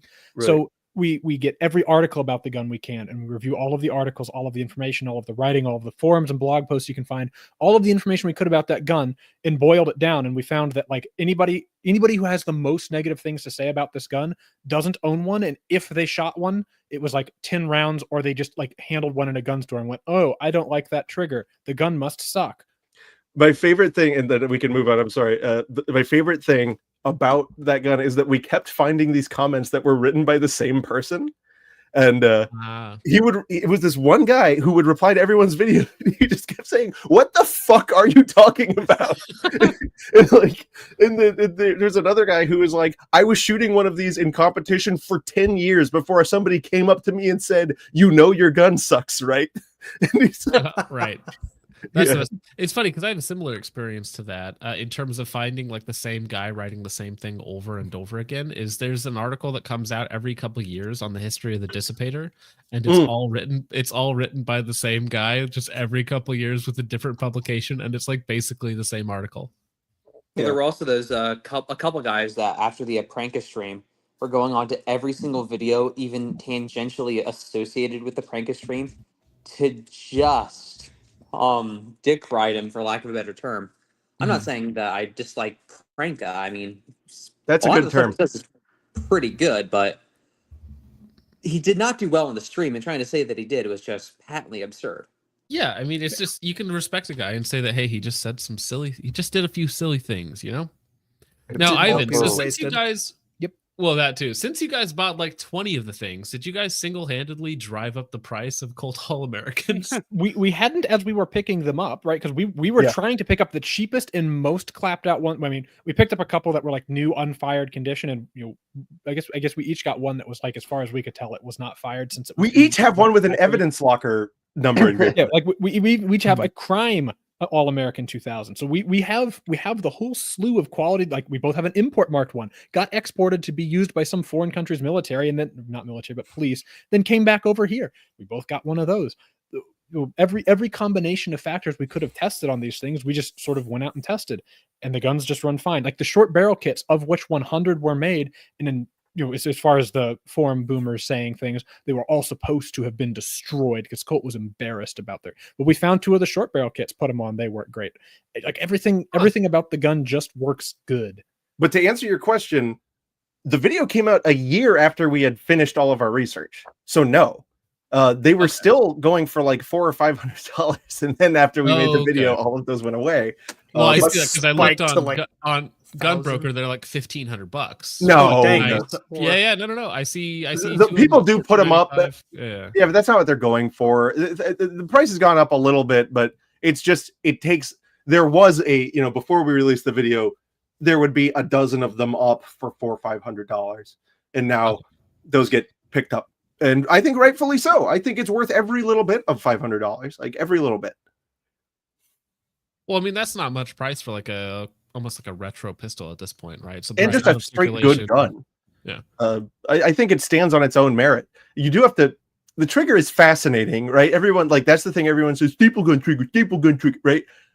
And again, Walther snob, I have a P99. I love the P99. I have like 7 P99s because that's my like go-to gun. I don't use the double action because it sucks. It's awful, right? I don't use it. Right. There, you can look at the video. Me and Ivan are shooting a can at 25 yards and then continuously shooting it as it rolls down the hill with this gun's double action trigger. And we're not double action people. We suck at revolvers, right? There's just something right about this gun. Interesting. It's got a straight back trigger like a 1911. It's just the length of a typical double action revolver trigger pull because it's a double action, auto loader. But something about the trigger just gels well mentally for me, and I can stage it. And I can stage it well enough. I can shoot the thing at 100 yards. Yeah. And if you're to believe the reviews that were written back in the 90s, apparently you can't shoot a like 1 foot, like the gun's shooting like 1 foot groups at 10 yards or whatever. Preposterous. Insane. It's like, right. okay, maybe if you're weak in the hands or you got I small will hands and say, you can't a actually foot get the group trigger at to 10 go. yards is how I expect most gun riders to shoot. Well, so that's kind of the funny overlap, right, between like video game journalists and like gun journalists. It's like, can you actually shoot? It's like they have Oh my specific God. easy mode for a video game journalist, right? It's like Yeah. you can't I actually remember my double first jump. time at SHOT Show. My first time at SHOT Show, and I like to read, right? And so I saw some gun journalists. I'm like, oh, that's like I know that guy. I read his stuff, and then that's when I got broken. He walks up, they hand him the gun. He goes like this. Watch my here. Make me big me. I got you. 1 second. Boom, boom. Oh yeah. Mhm. Puts it down. They hand him the USB drive, and he walks away. And I go. So I walk up, take the gun, I shoot it. They hand me the USB drive. I immediately go to my laptop. It's a pre-written article. Wow. And I'm like, oh, you rat fucks. Like You rat bastards. yeah, it's like, and it's of course it's not like copy paste this, right? But they have like a very large Right. thing where you can take different paragraphs from, and it's just like, oh my God, I was so irate. I was so furious. Well, it's funny because like you would expect that from a ad read, right? They're going to give Right. you a script for an ad read, but this is like supposed to be, Yeah, a little higher journalism. level of journalism. So, Can you possibly get into what publication the person was from in front of you? Not necessarily This is out years with ago. them. This is years ago. I don't remember. Ah, Like this was not one. This was like 4 different people where I was like, I know that guy, and then only one of them did the thumb over thing, but that just fucked me up. I would be worried less about the thumb over thing and more worried about the thumb drives and the nudge, nudge, wink, wink. I think it's just seems kinda laziness. I shady. don't think it's maliciousness. I think it's I got to get 5 articles out. well, and it's different when it's your Mm. job too. It's like you get paid to Yeah. do 5 articles, and it's like, okay, I need another one for this week. Copy and paste this in there, and I'm good to go. Gonna take the Yeah. day off, right? And that's just normal. It's like anything, but it is kind of unfortunate because you think people would hold themselves to a higher standard, but the truth is that rarely happens. I try. I failed. Except for coordinate, I was gonna say, except for coordinating the right time, right? I am horrible. But hey, you know what? There's only 7 people on stream. I did my job. Mhm. Yeah, it wasn't supposed to be this many, but that's fine. Everybody can hang out. I'm not worried about it. All right. Trump's pro 2A declaration. Now, I like when the Colt originally- All-American 2000. Yeah, the Colt All American 2000 is a really good handgun. You're not What about gonna- shotguns? Do you guys like What do you- shotguns? You guys like shotguns? I really Do you guys like? shotguns. What do you guys think about the Turkish import shotgun? No, I like No, stop. shotguns. I like No, shotguns. shotgun. No. I believe you're talking about shit guns. I like Yeah. shotguns. Yeah, shotgun. I don't even like good So- shotguns. Wait, hold on. So, Focus trip. What's your okay. favorite shotgun? What's your favorite shotgun? I had it's an a Turkish A300 shotgun for Ultima sure. Patrol. What was it? I had one of those bullpup shotguns for like years. I put like 2,000 rounds. That's through your it. favorite? Mine wouldn't die. You but I don't managed to like put shotguns. 2,000 through it? Yeah, I put like 2,000 rounds through that thing while I had it. Very somehow reliable. Didn't blow up and kill me. Some of the parts had broken, but it still ran. In terms of favorite shotguns, though, I don't know. I haven't really shot that many. I'm not really a gun collector. Like currently, I own 3 handguns. Like that's it. Like maybe 6 or 7 rifles, and like that's it. For somebody who shoots a lot, I don't own a lot of different guns. In fact, Nothing currently, wrong I with don't that. even own a shotgun. So, Andrew, what's your favorite shotgun?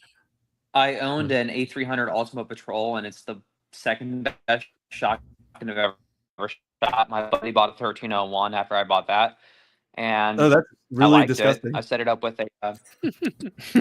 Did you know those shotguns sniff I mean- farts to run? Do you know how gay that is? Mhm. They're ass Holy operated. moly. They're ass operated. Anyway, does anybody like it? So, wait, Bones, what's your favorite shotgun?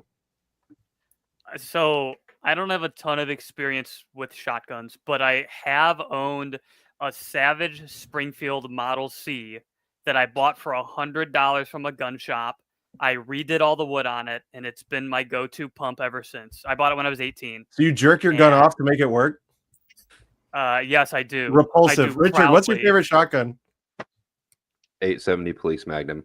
You jerk offer. Logan, what's your favorite shotgun?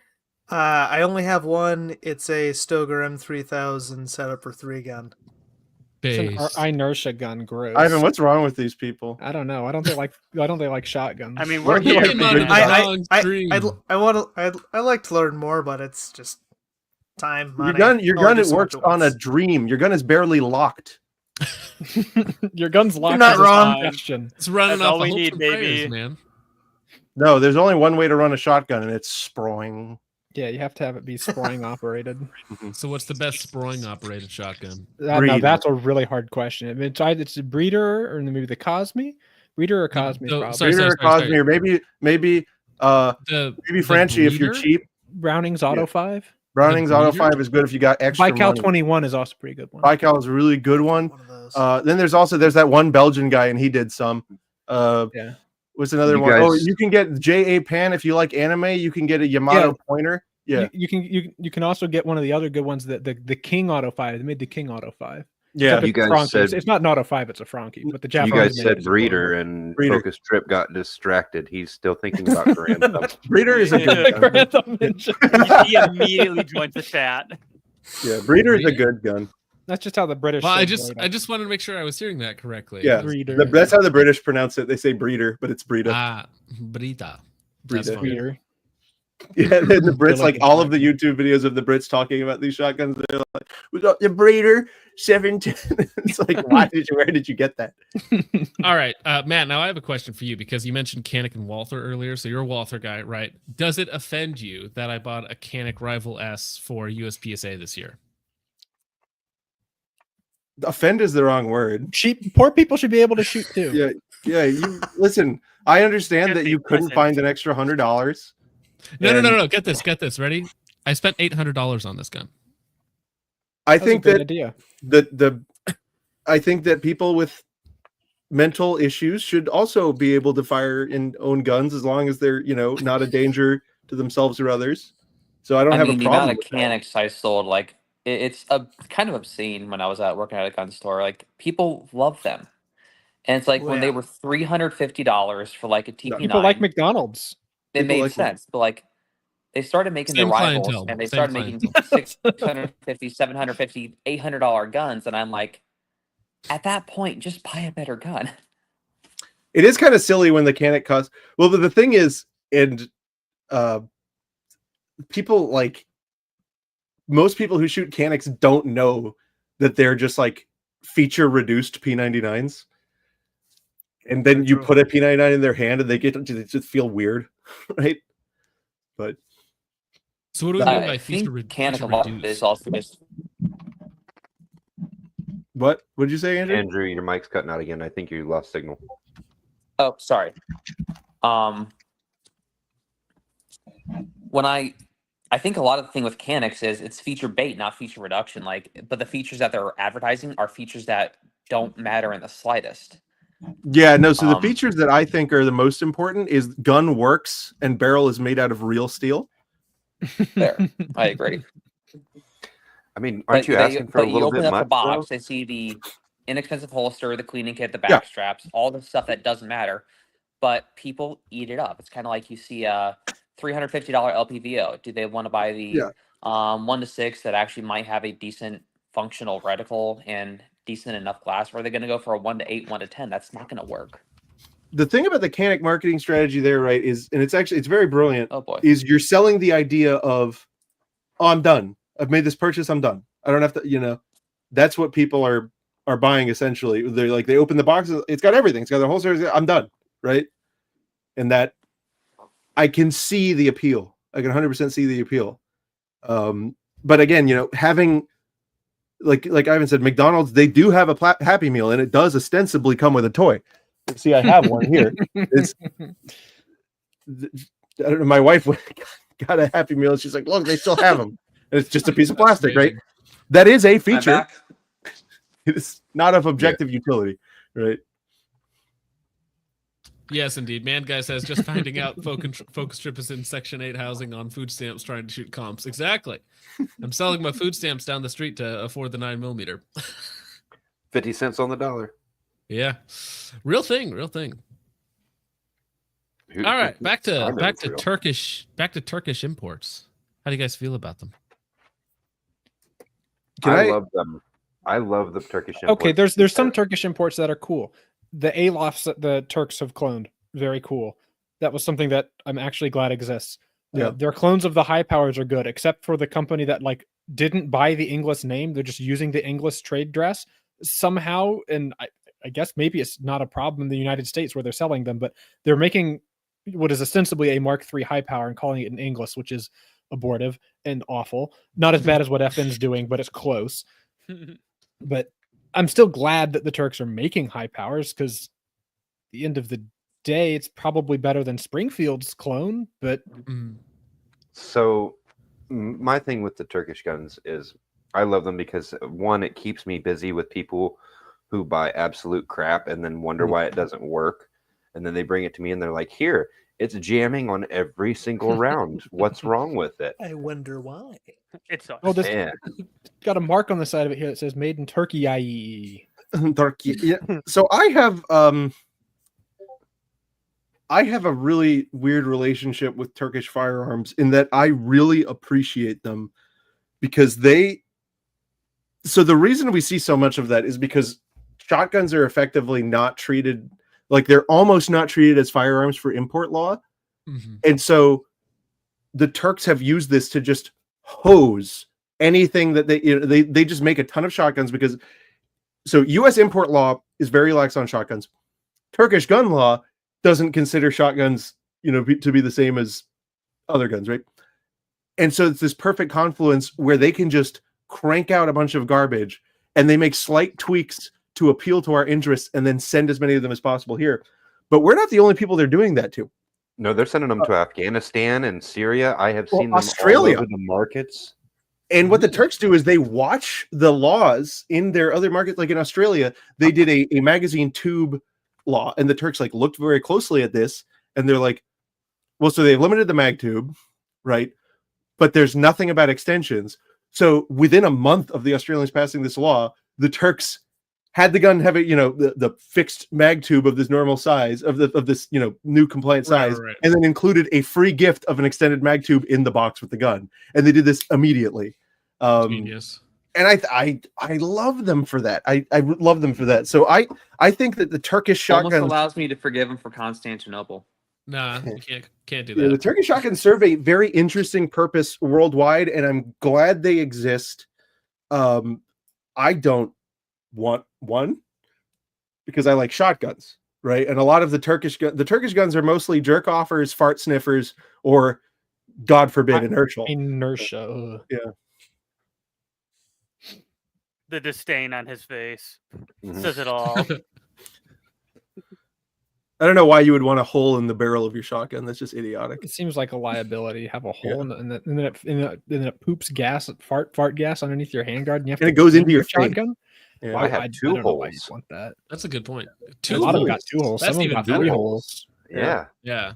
You gotta ports drill all a the bunch way of around holes the in barrel. the barrel to make yours work. Mine, no holes in the barrel. Yeah, the recoil is free. It's going to happen anyway. Why don't you just use Recoil's there. It's like it looks under the hood, plenty of recoil. Nope, 2 holes like God intended. it? All right, so we've seen 3D printing just like take over everything. Like I think What's this 3D year at printing? SHOT Show, it's like where you get to like squirt out Additive metal like really manufacturing. hotly, and like it like takes shapes and stuff. I got a shotgun. Kinda It squirts out pretty hot. You know, Words and mostly it farts. mostly people online use it for really degenerate purposes, but you can also like make like projectile dispensers, which I think is cool. Oh, So we've seen, I like doing we've seen- that. like this year at SHOT Show, we saw like, I don't know, like 20 new Inconel 3D printed suppressors come out. When do you think we're going to get like fully 3D printed firearms? That's what I want to see. Oh, I mean, like as a commercial offering. Yeah. Heck yeah. Commercially, I don't see it Well, happening I think anytime never. soon. Especially Really? on a liability standpoint, I just don't see it happening. I Well, hate What do you mean it's from a like, liability standpoint? I mean, I don't think that any manufacturer is going to be confident enough in their 3D printing ability to to make a firearm itself, that's not going to explode. Like they're not going to trust it not to blow up, so they're not going to. I mean, they're already making suppressors, which is Yeah. I was gonna say suppressors. I mean, you're already there. So the thing you have to hard. separate in your head is desktop FDM printing from everything else. Oh, here. And in fact, I'm talking about like metal, like you're talking about laser sintering and other like direct metal fusion technologies that, and so the funny thing is that you have seen these, you just don't know it because companies don't want to admit that they're using 3D printed parts, and in fact, you've seen many prototype firearms that were made primarily using metal laser sintering for 15-20 years now. Really? Yeah, and there was a company in like 2005 where they made a 100% metal 3D printed 1911, and they sold them, right? They were very expensive because the materials cost is hilariously high.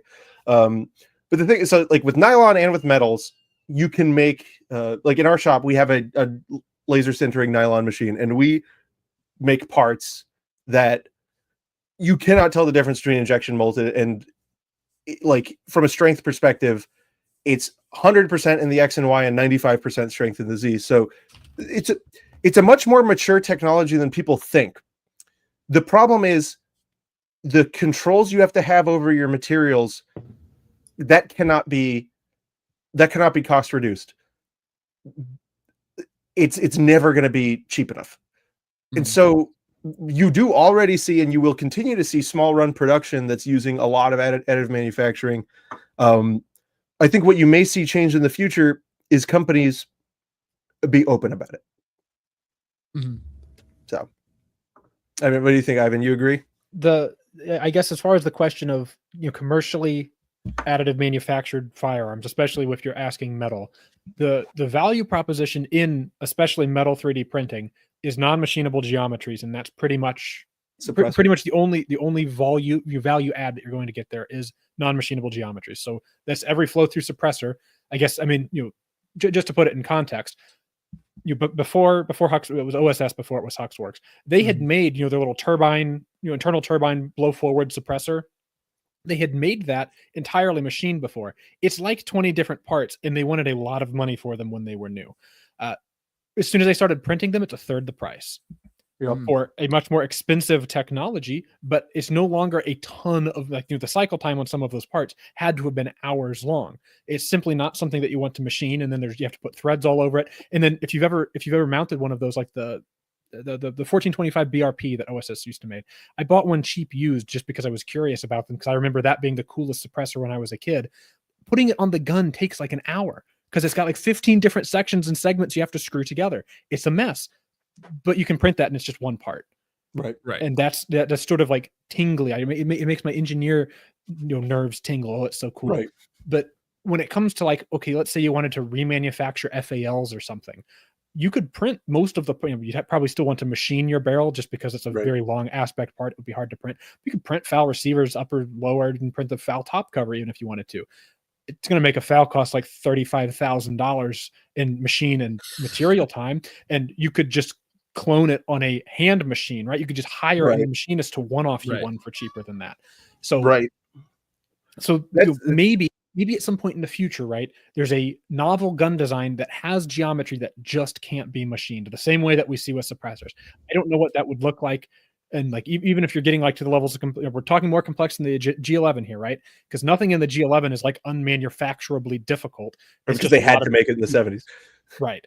So like the G11 could absolutely be made with conventional machining. That's how they did it.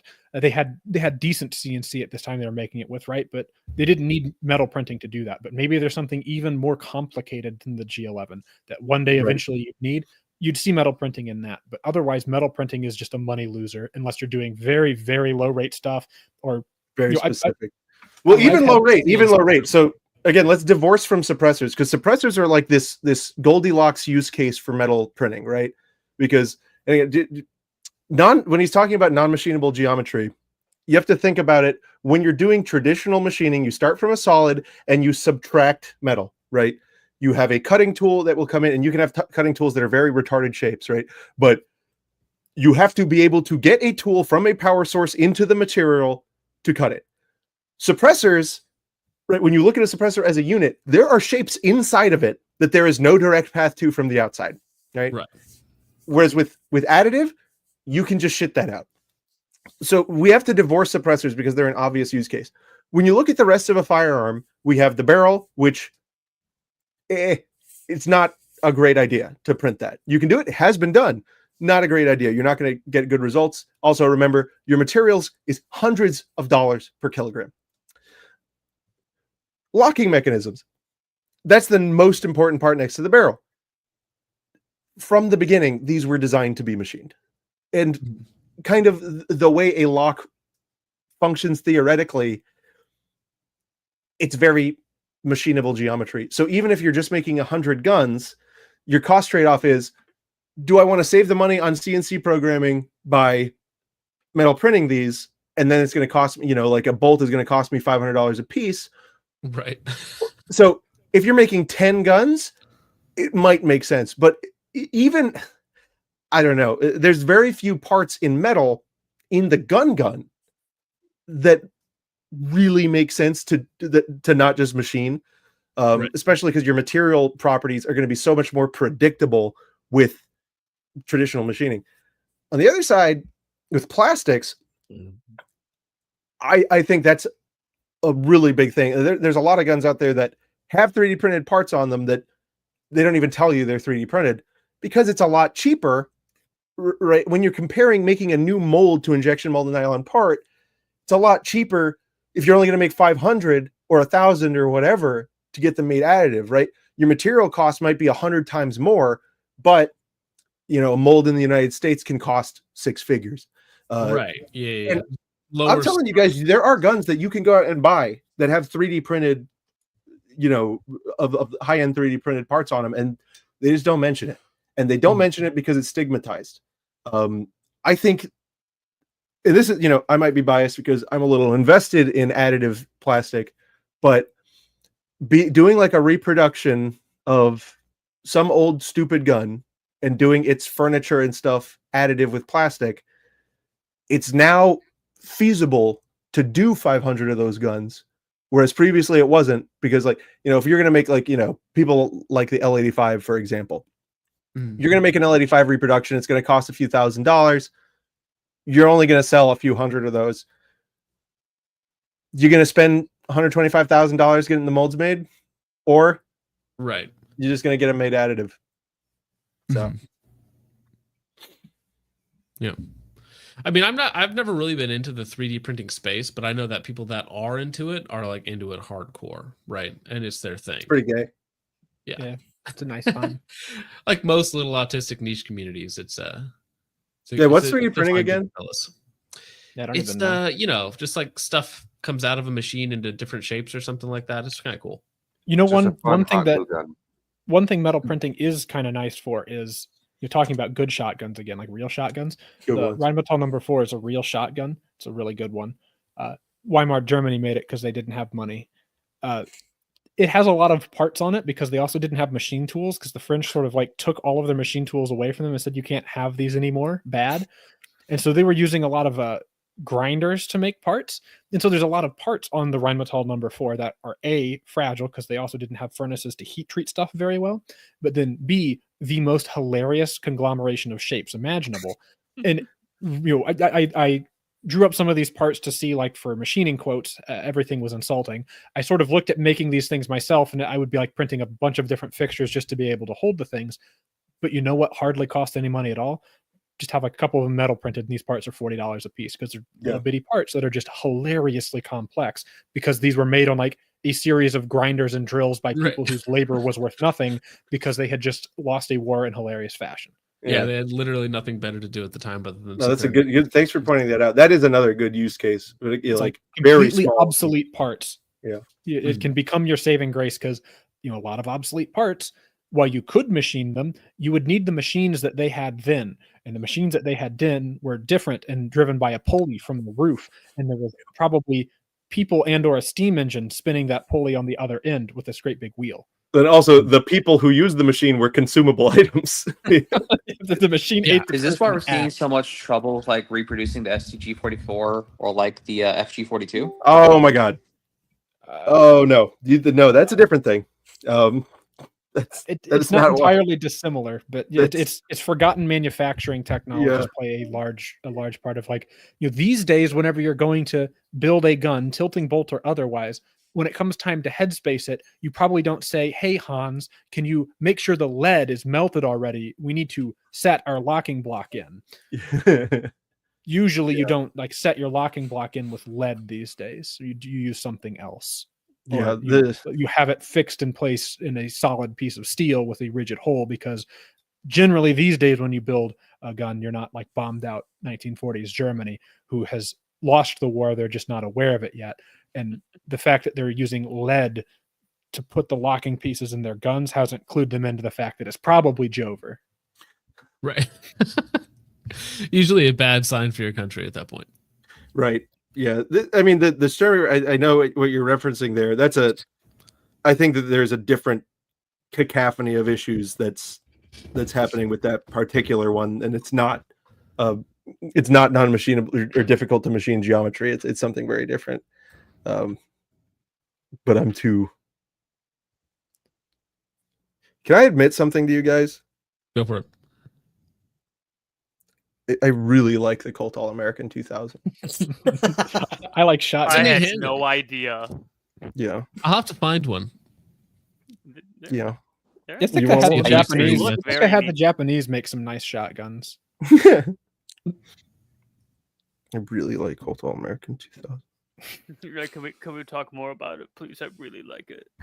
That is an interesting. That's an interesting point that Hop brought up as far as rocket engines. NASA has some very interesting stuff that they've shown off recently as far as, again, rocket engines are not so dissimilar to suppressors when it comes to a lot of bullshit geometry going on inside them. And I mean, if you look at the actual Saturn V engine, you'll see a whole lot of aluminum welding going on, and those welds were done by hand, and they were gobbed on there. I mean, they were laying feet in there's numbers out there that NASA has shared where it's like there's like hundreds or thousands of feet worth of welds that are just laid all over the engines in order to build them up, because back then the manufacturing technology were in a place where they didn't have Toby, little robot welders named Toby.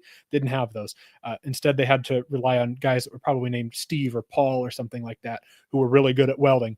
But welded them up by hand that way. With metal printing, like a 7-segment duct or whatever can just be one part, because your 3D printer is welding as you go, right? It's just a continuous weld, and you make the part out of a weld, and we pretend that this is like radical and innovative because you can weld really, really fine whenever you're a robot.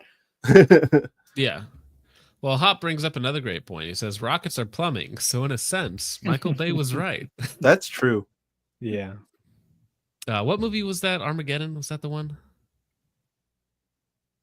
I like the Colt All-American 2000. I really like the Colt All-American 2000. Fantastic.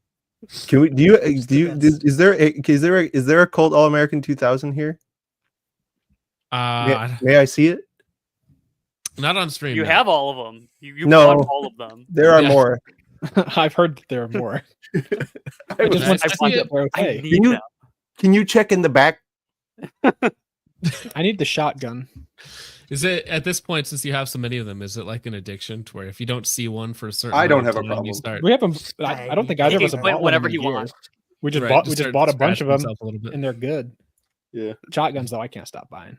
Shotguns are You know what my thing is? Like, so Ivan's got the shotgun thing, and because we love each other, we wind up buying the things that the other person likes. So I now have a hilarious amount of shotguns because he's like, look at how cool this is. And I'm like, I believe you. And I buy it. But my thing that I haven't been able to get Ivan on, it's my most favorite thing ever. And it's guns that were designed for children. And I don't want to give away more than that, but there's a lot of these. Guns that were designed to be used by children, or yes, thank you. Yes, to be used by. Yeah. Yes, used by. Yes, and those are my favorite thing. I buy to have everyone. One is called a cricket or something. Yeah, that's one of them. Okay, so what is the best child gun of all time? Oh, AK-47. my favorite boy gun. My favorite one that I have is it's a Jennings Brico Jr. Oh, Because it's like, this Jennings, right? Like Saturday Night Special people they're horrible. saw the cricket, and you know what they did? They said, Made it that's worse. shit. We're going to make it nicer. The Jennings Jr. is so nice for a children's gun. It has so many features. It's really well made, but it's still made of dog shit, but it's perfect. I love that. I gun. had never seen Jennings or Brico do anything right, so I'm glad that they did at least one thing right. I also like the Whammo Power Master. Yeah, that's a good one. The Whammo The one that Power I- That's a Master. name. With my limited experience, it'd be like the Rossi Tuffy. It's a good Mainly one. because I have a lot of friends who turkey hunt and they want to take their nephews and kids turkey hunting. So they buy one of those. They put a little Riton on it, and the ammunition that you're putting in the thing is almost as expensive as the gun when you consider tungsten turkey shot is the price that is what it is. Jeez. The Whammo Power Master 22 long rifle. That's neat. It's That is literally the straight toy out of the company 70s. Whammo. Yeah. Straight out of They're the like- 70s. Cool.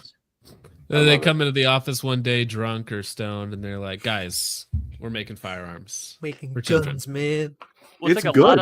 a lot of bigger companies that want to make a 22 pistol will outsource it to like an airsoft company.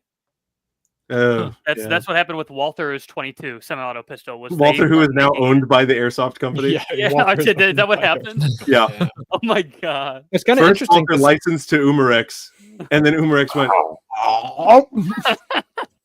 Yeah, That is- Walter that is actually Walter was funny. facing financial hardship because they had been trying to get a police contract. They were sort of doing the Colt thing where it's like Right. they are so interested in a police contract they're willing to go they're willing to run at a deficit to chase a police contract around. And of course it was consistently going in Glock's favor. Wrongly, I think, because the Walter would address all the things the cops asked for, and they're like, "Thanks, we want the Glock," even though it doesn't have everything he asked for. But eventually this led Walter to the point that it was Walter ownership was looking at, we're probably going to have to sell the company off. And the owner of Umarex, who's an airsoft and air gun company, is a German guy and was proud of his German heritage. And if you understand the age and time period this is happening in, he's proud of his German heritage. But anyway, he decides that Walther, the proud German company, cannot be sold to a company that's not German, right? There cannot be non-German ownership of Walther. That would be horrible. So he's like, whatever, Umarex is in the actual gun game now, and they buy Walther. Good for him. That's pretty awesome. That is a odd changing of hands. and they also bought Hammerly, which was weird. Yeah. Which I guess also makes sense. Yeah. Hammerly makes some interesting stuff. Yeah, but They they're got a lot not. of money to throw around. Hammerly is funny because there was a period of time where Walther wasn't allowed to do guns very much because they were bad boys. And then they were like, hey, Switz people, can you make our gun over there? And they're like, yeah, sure, we'll make it over here. And And that's where HK come from? Huh? Isn't that where HK eventually came from? Problems. no, we're with- talking about good guns. Oh, I thought you were talking about bad people with good guns. Like Don't get me Jennings started on Brico HK. 58. This looks like a great gun. Wow. That's a I good had gun. one of those. You do? I not anymore. I had one. I bought it for Oh, okay. $96, including the Wow. background check and everything. Steal. Literally. Yes, I also steal. collect made of Saturday Night steel. Special guns. I do have one Yeah. of these. Matt does have a very nice collection of Saturday Night Specials. That's amazing. I feel like you chose your words carefully there. I mean, I think it's cool, and then every time that I find one where I'm like, wow, that looks particularly Saturday Night Special, I send it to Matt. Oh, I had the stainless nickel chrome whatever finish it was. It was atrocious, and I loved it. The thing about the Bricos is that they'll make the model, so like the Brico 48, and they'd have done 15 variations and never named it differently. So every time I see one, I have to inspect it. Mm. Like one time I just found one with target sights and they were 100% factory. And I'm like, why did you do this? A Brico 48 has a trade-in value of $57. That's not bad. I'm generally give like $50 to $75 I could for. get 60. Your life's thought got a you had to value pay to now. get It's rid of one of those $57. Well, Wait, if was you're it on Andrew? Section 8 like me, you're looking for the cheapest you can. Andrew, you got cut off. What'd you say? I thought you had to pay to get rid of one of those things. It's like a disposal fee. I mean, I will do that. I No, will. It's called the river. Feed the river Bricos every now and again to make sure it stays happy. Logan That's is what happens stimming. here. Yes, he is. Logan, are you stimming? I guess. Hmm. I don't even notice it at this point. Thank Then God yes. my camera's off. I've been fucking with shit for the past hour. I don't know. I don't really want to know what you guys with your cameras off have been doing for the last hour. To The be Remington completely honest with you. 1148 is a really good shotgun. Remington 1148 is good if it's in the good caliber. Yeah. What's a good got caliber for a shotgun? 410. 410. I love 410. Hell yeah. 410 automatics are some of the best fun that one can have in life. The nice thing about 410 is that it's smaller, so it's cheap. You know the thing I'm gonna do? I'm gonna announce this. The thing that I'm gonna do is I'm eventually just one day, and I'm not gonna like actually announce when I'm gonna do it. Just one day, I'm going to stop doing the guns that people think are interesting, and it's just going to be me trying to convince people to go shoot shotguns, and that's it. Just like a hard shift. It's like from now on, we're just shooting shotguns at claybirds because that's more fun than shooting steel or paper targets. It just is. It's a fact. People need to come to accept it. I think that may have started about an hour ago. I even fucked up my whole setup of my house because I did have a little berm where I was putting a steel target or whatever, and then we went out and we're just shooting shotguns, and I'm like, what if I put a clay thrower here instead? And he's like, yeah, you can put this here, and this, and so now it's shotguns are good. They're really good. I'm going to get the NSSF to hire me because they had a thing that they were trying to do for a while to make young people like shotguns again, and it didn't work. But it'll work this time. Young people need to get interested in shotguns. It's so much fun. I like we 20 can't. gauge. We ought not let the old people ruin setup. shotguns. What is? I have the perfect setup for a trap shooting range. I just refuse to put it there because I just have such an antipathy of shotguns. Just because everyone in my community that runs them or uses them, just so annoying. That's why you should get a really way more interesting shotgun than them and just be visibly having way more fun than they are. And then when they ask you what it is, which they always will, just say, huh?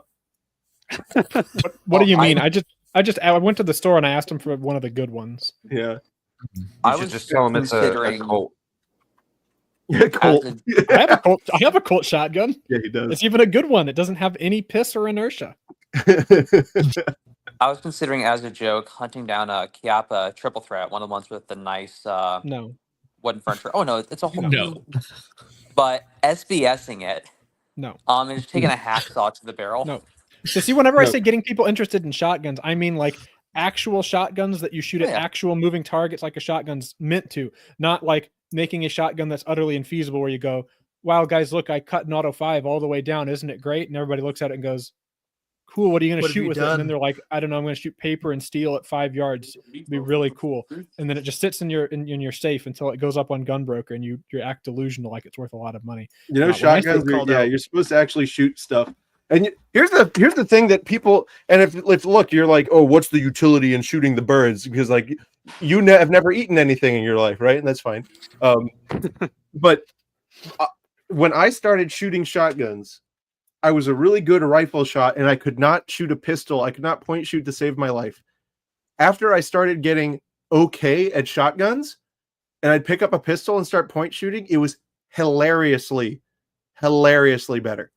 And I don't know if that's a thing for everyone. Ivan, do you get what I'm saying? Because you're pointing and you're learning about how your hands interact with your vision, right? While you're moving. Yeah. It certainly does help you get better at going fast whenever you get used to shooting things that are moving, or get used to shooting things where it's like, because it's something that good pistol. I don't know if it was Ben Stoker or some other good pistol shooter talked about that. If you're going to go fast, you're going to have to assume that sometimes you will take shots without a perfect sight picture. And that's just the way it goes. So it's the difference of knowing what a perfect sight picture is, where it says good enough, I'll get the hit at the target that I'm trying to do at the pace I'm trying to hit it at. And that's all shotgun shooting is because you'll never have a perfect sight picture because it's not a thing unless you're like trying to be funny and use slugs or something to shoot birds. which Right. probably the neighbors will complain about. Well, the It's funny for a perfect, different reason. So what's perfect My the drill- neighbors so we already gotta hate me. Let them complain. well, okay, so people have to get into shotguns anyways because drones are going to be dominating the next 100 years of warfare. Yeah, I mean, What is if, what is if you have to sell it for a tactical reason, you can do that. But it's actually and it's gonna be my last little soap. It won't be my last little soapbox about it. I lied, but I've done all the kinds of shooting at this point, right? I've done the pistol competitions and the rifle competitions, and I've done shotgun competitions. Shotgun competitions aren't all that fun, like you doing it. But the most fun that you can have with a gun, if you ask me, is just with some friends or even just a group of loose acquaintances or family members and just shoot shotguns at stuff. If you're doing sporting clays or trap or skeet or rabbits or whatever it is, or actually going hunting with them. It is so unbelievably enjoyable in comparison to paper or steel shooting. And it's like a lot of people just assume that it's fuddy, right? Because the Fudds Right. sit around and they do this. And it's true. You will run into the Fudds that will sit there and they'll complain like, you got to put a shell catch on that automatic because if it ejects to the guy next to you, he's not going to be very happy if it ejects into him. Like, yeah, you'll have the old people, and it's funny to like sit there and be like, wow, people actually think that way. So it's kind of like going to the zoo. Like you get to go and look at the zoo animals here at the trap range. There's like a different breed, but Looking into the past. So you actually find rabbits enjoyable because I find them it's extremely very frustrating. very frustrating. They're delicious. No, I mean, I like Clay. eating them. No, he's talking about clay rabbits. There's a of the shotgun games, right? I'm gonna do a video at some point where I compare the shotgun games because I think once people see the difference, they might think it's fun. Hopefully, I'll just be the one weird person making videos about shotguns that everybody ignores. But No, I love shotguns, and I shot clays. Junior for a while, I took second in junior division in my state at the time, and I love clay shooting, right? But rabbits were frustrating as hell because the Yep. longer the day went on, the more that they jumped, and it just got ridiculous. Yeah. Nobody those- was hitting anything, and we were just pumping lead into the ground. for those that don't know, of course, most people are familiar with like a regular clay bird, right? Like a trap, it's out there in front of you and it throws a bird at an angle away from you, and then you have to shoot it. With rabbits, they throw a clay bird across the ground with a special kind of trap thrower, or you can also just invert a regular one, and that sometimes works. But the clay bird runs across the ground, but it will hit random ruts and divots in the ground, and you'll jump, and it fairly accurately represents how a rabbit runs. But you'll be sitting there and get your perfect lead on this rabbit, but then it'll hit a rut and slow way down. So you have to reduce your lead, but then it bounces, and now you've got to lead it on an arc. And very consistently, the moment you think that you've got the perfect lead and it's running straight, you'll pull the trigger and it bounces. And I mean, there's nothing you could have done to know it was about to Right. bounce, but like a real And- rabbit, you miss it because of that. And the more the day goes on, the more people create ruts and the more Yep. jumps that actually happen. It gets incredibly frustrating after a couple of hours of nobody hitting anything and everybody just, muddying up the range.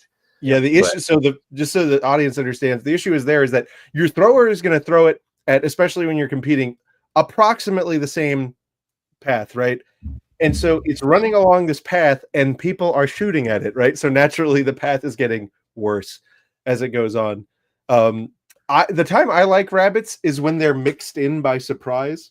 I don't like it when there's too many of them, but I think it's just because the first time I ever shot a rabbit, I was actually with Othnius from CN Arsenal, and we were doing sporting clays, and he was just like, "Oh, this next one is a good one," because I was new to the actual sport. I'd only previously shot thrown clays with friends, and he's like, "I'm not going to tell you what's going to happen, but you're going to go first." And so it threw one high. I hit it, and then the moment I had pulled the trigger, this thing just darts across my vision. I go, boom, and I nuked it, right? And that was my first experience with a rabbit, and I was like, what just happened? I just thought it was so cool because that was the one and only rabbit in the whole course was that. Yeah, but I feel like if there was like 5 of them, then that's infuriating. There's sporting clays is sort of the grand game, right? Because you do 100 rounds in a typical course. I know some are 80, some are 125, whatever. But for trap skeet and what's known as wacky wabbits, or I've heard it called other names, names as well. Yeah, depending on where you are, nationally, or even outside of the country, they probably even call it different things. But the thing with rabbits is it's 25 targets, and they're all rabbits. And so it's like a turkey shoot of rabbits where they bounce and everybody cusses and swears and gets mad. And That's about what we had. We had two guys going up, and it was doubles, so we were going head to head trying to get both rabbits. Yep. And they were just creating more and more ruts. It was a nightmare.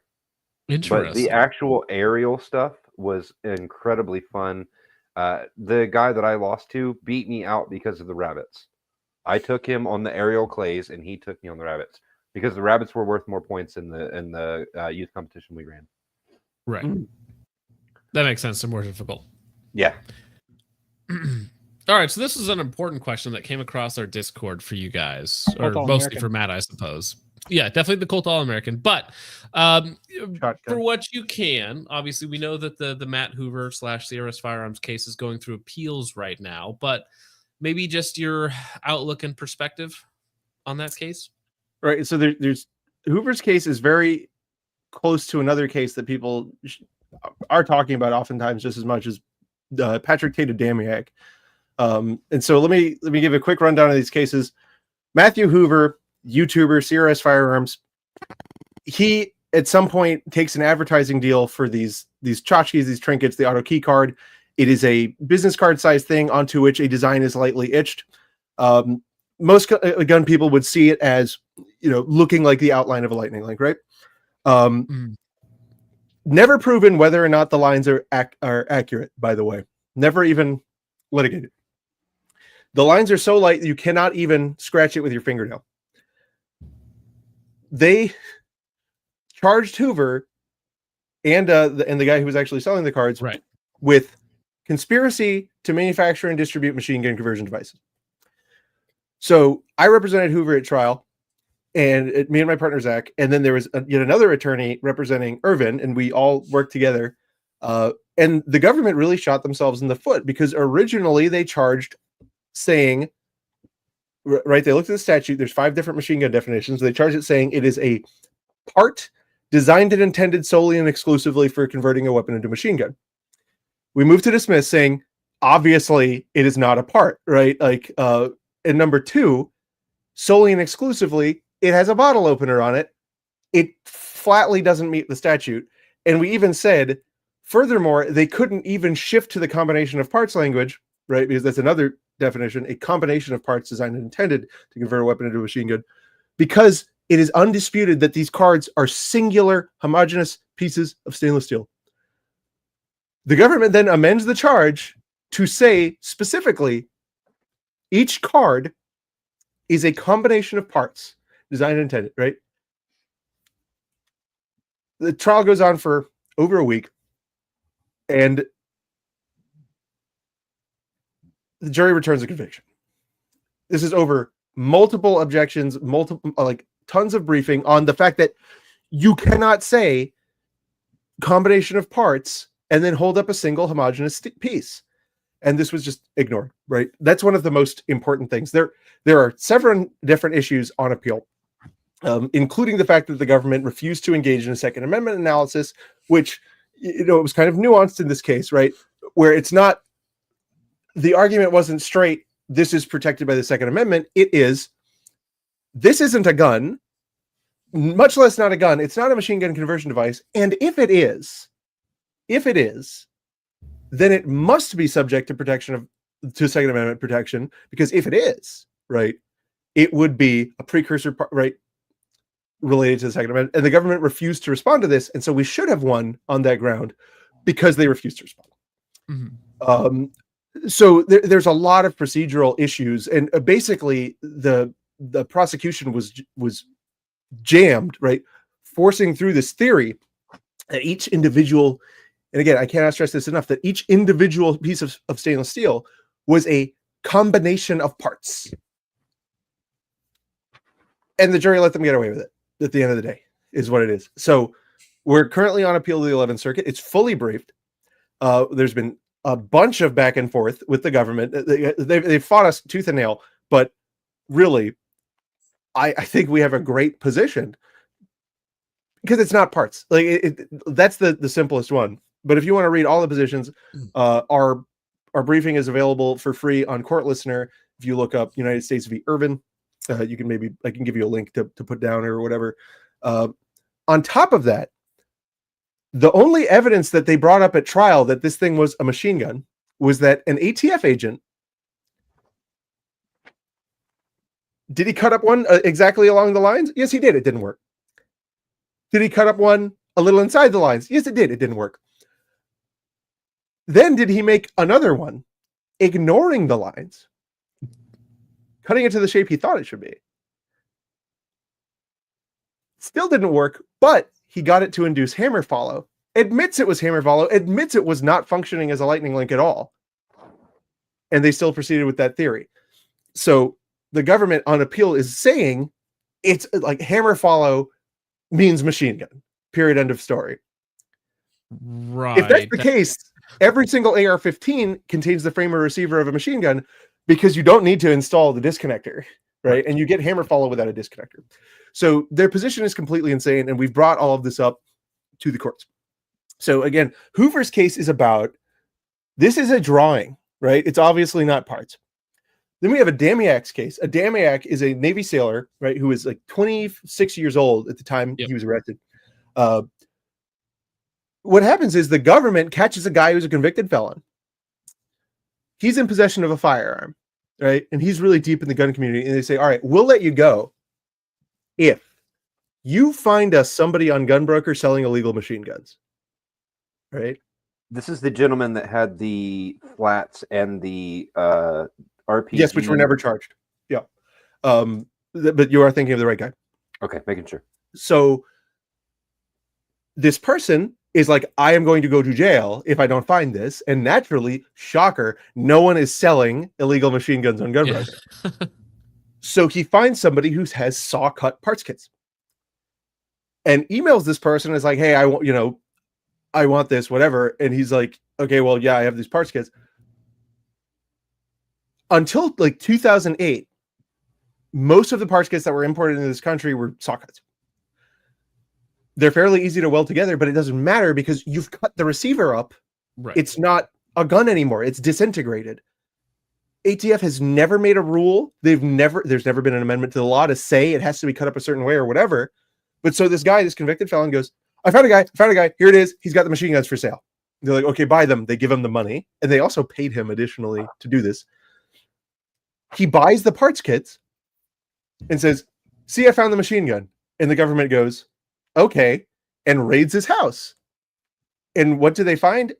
A bunch of lawfully possessed everything. He was a collector.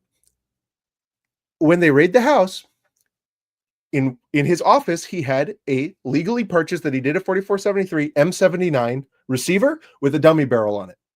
Same legally purchased M203 receiver with a 37 millimeter barrel on it. Totally legal to have. On the opposite side of the property, locked, right, 40 millimeter barrels. But people might say, oh, that's constructive. No, it's not. It never has been found to be as such.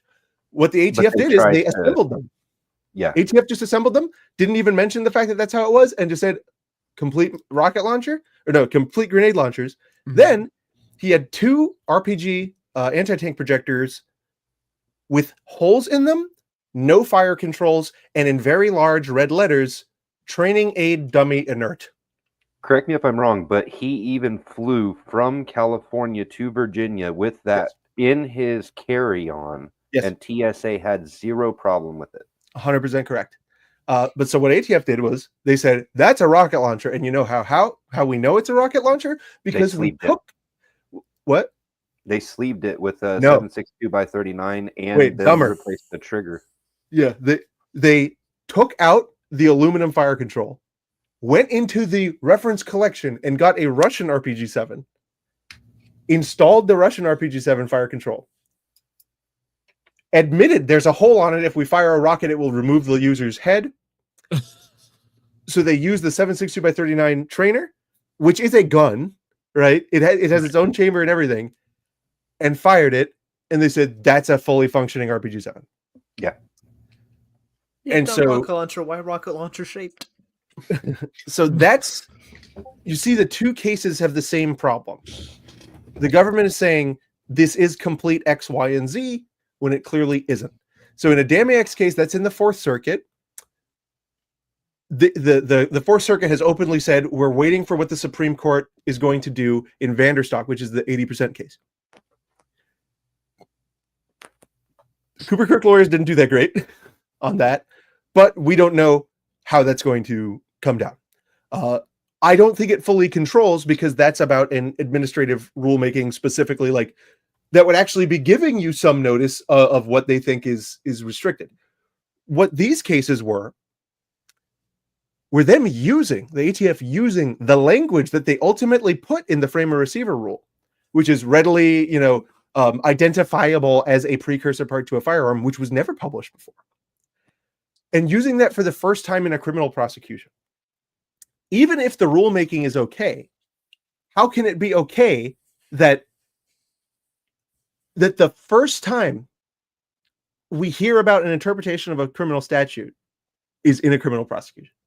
So my thoughts on that is I think that they were trying to push it through to try and their best to hand it, trying to set legal precedent. That's what I thought that was. I thought that they were trying to use their vague rulings to set legal precedent on a case that they could then use going forward to try and go after other people. And they've gotten away with that same exact thing before, right? Whenever we're doing the research on the M14 stuff. Yep. Now, the guy they got for this wasn't a fantastic guy. He was doing some stuff that was probably actually illegal. He was being a silly goose. A little bit silly, but they specifically will target people they think they can get convictions on that give them favorable legal precedent, because it lets them get the thing they want without having to have Congress give it to them, because Congress giving it to them is hard, and it's subject to public scrutiny, which makes it doubly hard. But if they can just Congress would give it to them hard. If ATF can just get the facts in a case just right, that there's a solid chance that a jury can be confused about what's going on, they're able to effectively railroad people to get the legal land work set the way they want. So, cut up, right? Because the M14 case dealt with completely cut up M14s, right? So M14 receivers that were all cut up, the guys that went to remanufacture them would take the part that has the auto sear lug, right? That's the part that, it's the third pin equivalent on an M14. If you're used to AR-15s with a third pin hole being drilled, on the M14, that's the presence of the auto sear lug, the lug that would accept the selector switch. Now, the company that was remanufacturing these M14s took that lug, filled it up with weld, right? Filled that all the way up with weld, so there's no way that you're going to put any parts in there, then welded the receiver back together and said, this is a new semi-auto receiver. That lug is non-functional because the hole isn't drilled in it. And then ATF said, well, with 8 hours in a machine shop, you can take a tungsten carbide cutter on a mill and drill a new hole through this hardened weld. And the courts let them get away with this, which is hilarious and nonsense, but it's the reason. It was a little more nuanced in the M14 cases. They didn't fully get away with that, but they railroaded the guy and put him through the ringer there, because we didn't get final resolution of that case. Quick question on all this.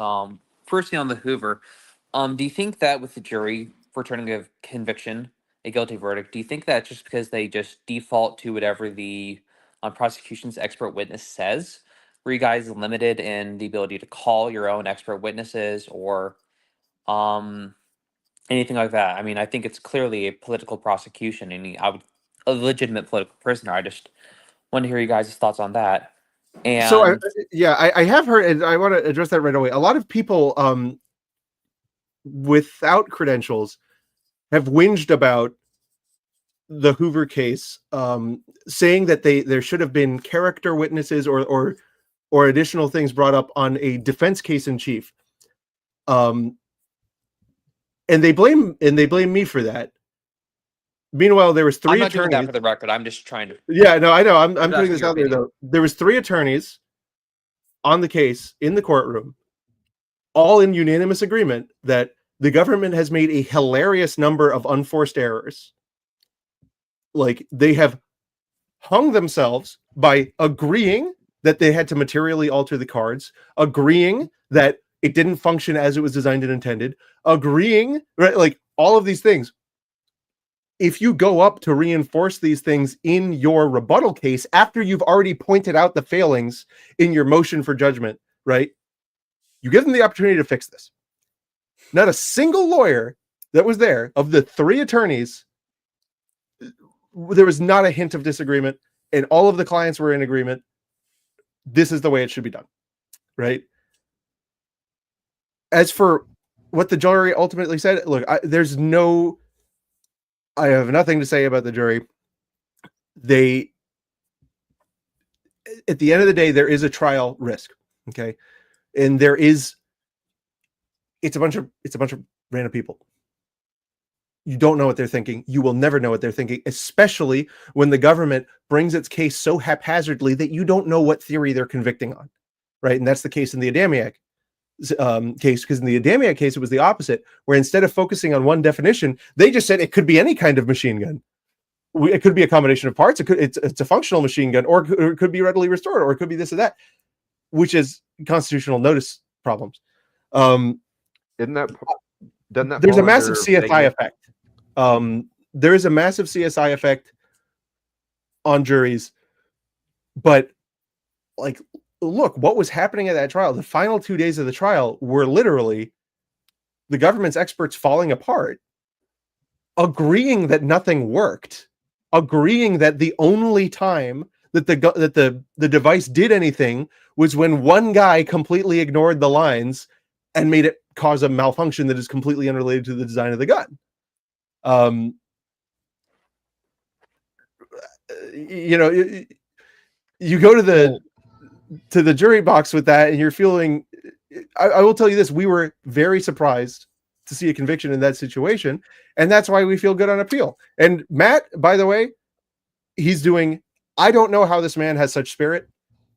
I talk to him very often, and he's always smiling. You know, he's confident. And he's a Christian, and he has faith.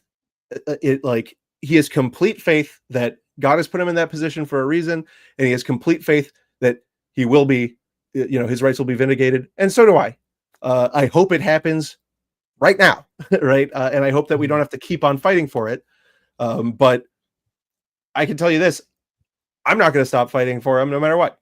And you know, John Crump has been also great, and he's been behind us in this. And I can tell you who hasn't: any of the gun rights groups. Not done a motherfucking thing in any of these cases, aside from tacitly try to steal credit at the last second. But there are great people, it's not just me, who are putting their heart and soul into taking care of these guys. And the only thing, like, the recognition I think should go right now to Matt Hoover's family. I think if you guys want to like send money somewhere, please send it to his wife, because she has kids. He is Matt Hoover's a political prisoner. He understood, like, he's obviously the target, right, of their ire. His children shouldn't be suffering. So that's, I think, the biggest, most horrible thing here. What's the best way for people to support Matt in this venture right now? What's the best way to directly support him and his wife? Yeah. So if you go to his channel, his wife's still running the channel. And they're constantly having their different links taken down or whatever. So you're going to want to go to the channel and see, you know, and they're very conservative about it. She doesn't ask for money all the time, but she'll have links on how to support her. And, you know, I would directly financially support her. I think that's the best way to do it. Yeah. We are no strangers to having links removed. Yep. I'm not sure if you're familiar with the situation, Alpha Tactical Systems, the Texas suppressor instance. John, you can probably sum it up a little bit better than I can, but that's a very complicated topic. So essentially, this family of Australian immigrants, they decided to make suppressors under the Texas suppressor law, and then they get the ATF shows up, they point guns in their 7-year-old's face, all this sort of stuff. They take their passports, all their money, and they don't charge them with anything. And then they just walk away, right? So there's like very little that can be done except for leave this family in limbo for 2-3 years at this point, something like that. And yeah. So now we did manage to get them in touch with some people at GOA. So I think that there is some positive stuff happening for them in the background. But yeah, I'm not sure if you're familiar with that case at all. I'm not. Yeah, that's the first time I've heard of that. It sounds like typically nightmarish. It seems like they're going through a lot of hell.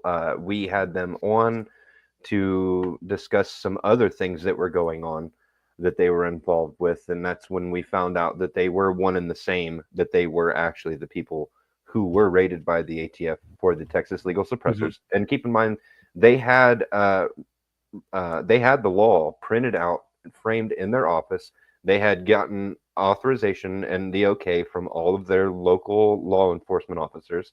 A lot of the suppressors that they were selling, they said, went to Texas state and local law enforcement. And they come in and they're essentially political prisoners now. They can't even go back and see their family back in Australia because they don't have passports. And we had them on. We set up a stream, and afterwards found that they had a GoFundMe. We plugged the GoFundMe, and it got taken down. Yep, and we raised them like around $1,500 or so right before Christmas, and then it got taken down. And I got in touch with their wife, Jackie. Yep, she's a wonderful, wonderful lady, and got her to set up a Give Send Go for them. And we've just been trying to do whatever we can. Yeah, they're great people. They make the Mars triggers for the AK, the force reset triggers for the AKs that ended up winning TriggerCon. Most innovative product or something like that. And that's funny that it's Alex in that photo, which we actually talked about that a little before you guys showed up to the stream. So yeah, it was full circle. But yeah, I just wanted to see what your thoughts were on that. But if you're not familiar with it, we can move on. But I would like to talk with you about that behind the scenes a little bit more later on. Yeah, no, I probably have some opinions that should only be yeah. Nothing, obviously nothing negative about any of the people involved. But I do have a wide net of spite and hatred that I then wield to help people. Well, I have something negative to say about the people involved. You shouldn't point fucking guns at 7-year-olds. No, I meant except the government. I have plenty of negative to say for the government. Right? I meant the victims, the individuals. Yeah, the victims. Yeah, no, it's generally. I think it's great to design a gun for a 7-year-old to use. Like a single shot 22, not to use, right? Like the other way around. Yeah. I think that's generally inconsistent with most moral systems. It seems to be rather consistent with governments, though. Yes, I do believe that is some sort of non-moral system. Yeah, very immoral. Perhaps Satan or some such. Satan, how is that pronounced again? Strange spelling. Satan. All right, so before we get out of here, there are a bunch of super chats. So Ivan and Matt, if you're willing to stick around while we get through these, I know there's a lot of questions for you guys. Cool. All right, Admiral Nelson for 199 I like says, the Matt. Colt All-American 2000. Great answer. Andrew Nelson for 199 says, Matt, how does the new ruling affect super safeties? It's done. It's over. Super safeties? It's over. Supreme Court on fire. The ATF is done. There's Joe Biden. That's right. Joe Biden grabbing Joe Biden grabbing 18 super safeties from an ice cream truck. Yeah. Reaching through the screen. Yep. Eyes flared. Genius. You now can just buy them at Walmart now. Call Me Dave for 199 says, what happened? Give me the quick rundown. Well, no, so what happened is so Eugene Stoner and Reed Knight got together and decided that they were going to be working on a handgun project, and then they were like, let's actually make it really good. And they actually initiated all of the things that you ultimately saw in the Colt All-American 2000. And Colt did not initiate these changes. So what happened is that Stoner and Knight got together, designed a really good gun, and then they went to Colt and they were like, hey, you want this? And Colt said, please. And then everything got all fucked up, and now Reed Knight's rich because of that. I think Reed was rich before that. No, he got really hilariously rich off the. Reed was not rich at all at this time. No, Stoner was a millionaire, but he was like not a rich millionaire, if that makes sense. Like he had a lot of things, but he needed money, which is why he went back to work after having founded. I don't know if he founded, but he worked at Ares for a long time and made a great deal of money there. But in addition to it, well, he hadn't been paid his AR-15 royalties, and him teaming up with Reed Knight is how he got the AR-15 royalties moving again. And then Through the All-American. eventually they design a handgun that's actually really cool, despite the fact that it's maligned. And at the end of it, Reed Knight has all of the AR-15 prototypes, all of the AR-10 prototypes, all of Stoner's original handmade prototypes, and half of Colt's machine gun reference collection, which dates So back to that's how he ended up with 1900s. the museum. Yes, you Yep. need to watch our Cult All-American video. We explain this. He So robbed them blind. I live within about, I won't say specifics, but I am within an hour of the museum. I am within driving distance of both. Why would you not say specifics? This is a big state, dude. Well, He's So in I'm gonna Orlando. come to your city of 1 million people. I'm gonna get you. yeah, you are. I'm worried about it. You're gonna Matt find me. specifically is going to hunt you down. I'm coming to get No, you. I'm. Could But be coming with you to the between, Colt All American 2000. Yeah, I know yeah, you're he's hiding gonna some in the back. throw him at you. I am just somewhere there in the Cocoa area between Knights and Keltec, and I've been to a few functions where both Reed and Knight and Trey have both attended, and they are interesting characters to say the least. But yeah, I wasn't aware that that's where Reed got the His all whole of his- collection, yeah. yeah, whole I museum. wasn't aware of that. All So because here's the a Cult All American question. 2000. Who Literally, got a journalist more- lied, and now Reed Knight has a museum. That's Who got wild. more from Colt collections, Reed Knight or R.L. Wilson? I Reed Knight, I think. Reed Knight. 'Cause I know R.L. Wilson sort of like sold them out the back door or whatever, but I think Reed Knight said it was like 300 transferable AR-15s he got from them for like pennies on the dollar. Like, Right. he was paying for transferable AR-15s less than the semi-auto versions of them would be worth, because Colt was having to pay him these things to pay off debts that Colt had to Reed Knight. So he's like, I'll just take these and give you a little bit of money for them. And Reed didn't know that soon these would be worth 10, 20, 30, 40, $50,000. And Interesting. he's just got shopping. Well, I think as he recalls the story, he literally went through Colt's reference collection with a shopping cart and would fill shopping. He said FG42s, MG42s, right? Everything. Pick it. Colt had more than one of everything machine gun wise, right? And Reed just takes them because Colt owes him money, and Colt's going to be bankrupt if it can't pay off his debts. So Reed's like, okay, cool. And then the funny thing is that, as Reed has relayed the story, Eugene Stoner said that he had no interest in, quote, those damn guns. Yeah, I think he said you're out of your mind if you think I'm taking any of those damn guns. He just did not want them. Which is just a funny thing. Whoa. Douglas. Logan sucks at shooting, who is also on this stream, says Douglas Doug. for $10. Douglas. Not sure. Did what we he say means by that. Douglas? Did we say that? CZ Doug, let's put it 241. It's got two CZ 241. That's a good shotgun. It's got a Doug on it. It's got a Doug on either side, actually. Yeah. Does it have a lass on it? No. No, it's just got Doug. Just the It Dougs. does got a Douglas, but it depends. Yeah, Doug's are sub-assembly of Douglases. Oh, that's cool. I immediately went to the Outlaw King scene where they're in the monastery, killing British soldiers, shouting Douglas. Probably not the same thing. Slightly different, but a good addition. Bush Concepts for 199 says, "How is the carbon fiber rubber? It's sitting downstairs in a box." That's right. I forgot. Bush, I do know you. Yeah, my bad. I forgot. Remington made a shotgun Way with a too many carbon numbers. fiber upper. It wasn't very Remember good. Essentially, they shotgun? took the Browning BPS and they were like, "What if we made this gas operated and it didn't work?" And then Remington was like, "What if we made it again and it still didn't work?" And they stopped Yeah. making them. Winchester No one made bankrupt. fiberglass gun. Winchester made the fiberglass barrel gun. Winchester, good? they had the Carbine Williams, the guy that shot that Yeah. cop, and then they let him out of prison because he didn't design the M1 carbine. Well, yeah. Anyway, after he didn't design the M1 carbine and they let him out of prison for murdering someone, then he Yeah. decided, I'm going to make some other guns too. And he's like, I'm going to do the floating chamber, and then he made it work in a shotgun. And then he was like, I'm going to make the barrel out of fiberglass, and then he did that. Yeah, and he did that, and everyone was like, "What did you do?" and walked away, and nobody bought it. But it's cool now. Yeah. It's a It was really too good shotgun. expensive. Even though it's not the big spring, it's got the short. It has spring. system. Yeah, it does move. Yeah, it uses the free recoil energy. It's just like perpetual energy, like it's perpetual motion. It's just free. Right, The it's free. recoil's Just- free. You might as well use it. Requires a 12 gauge shotgun shell as its only fuel source. Yes. You can work on 20 gauge too. Mm. Rev the dog says, "Trench is a perfect example of why, trust me, I was in the infantry should always be taken with a grain of salt." Rev the dog. Rev the dog, $5. Thank you, sir. Charles Reeves for $20. This is on the Trench conversation that we only talked about for like 15 minutes. Says the fact that Trench thinks he knows how to tell someone else how to run a channel just shows how delusional he truly is. He has nothing important to say, and in my opinion, the best thing people could do is just ignore him. Ouch, sir! You spent a lot of money to tell us that you did not like Trench, but it sounds like drama. Somebody should make a channel where they get all the gas operated shotguns and they try to start drama with me. I'd fight. Yeah.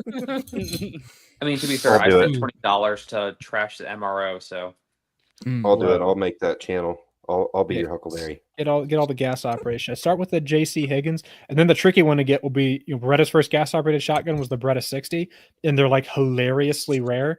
And I kind of want one because all of the stories are is like they're a complete, it's a complete dog and it doesn't work. And then they made the Beretta 61 and it also didn't work. And so Beretta got off to a really rocky start. And then they sort of like had the stars aligned for them because the 300 series is pretty darn good. And it's not the A300 series, which is that god awful thing that people buy now. It's the original 300 series because some gas operated shotguns are good if they're old because that means that they're actually bad because they're early. And that means that clearly the spring ones are better. I like Sprung. Rev the Dog again for $10 says, God gave me the ability to shoot 308 from a 7.5-inch barrel at an indoor range. So you best believe that I'm going to do as the Lord commands. Ears are for nerds. Long live the It better have a comp on it. The most obnoxious comp imaginable. Why do furries always have so much money? Well, They it's because basically run the world. their amount of extra money allows them to engage in all this extracurricular activities, right? So it kind of goes hand in hand. Furries are good to have as fans of the show. Well, we'll see about that. What did you miss, Andrew? I'm so glad you asked what you missed. So basically, the Colt All-American. God.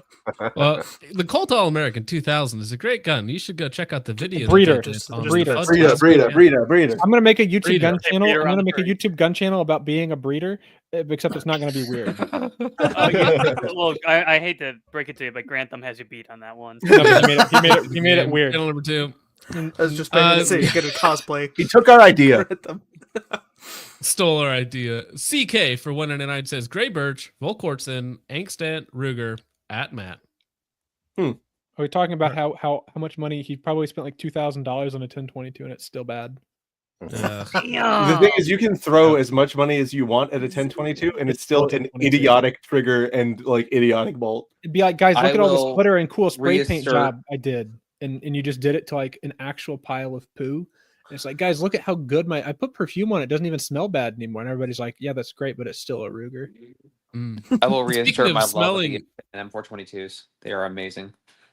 Speaking of smelling bad, we have Tree Birder or T-Birder V8 for $5. Says, any dirt on Nick Freitas? I feel like he's the only SF YouTuber that doesn't have some type of problematic dark secret.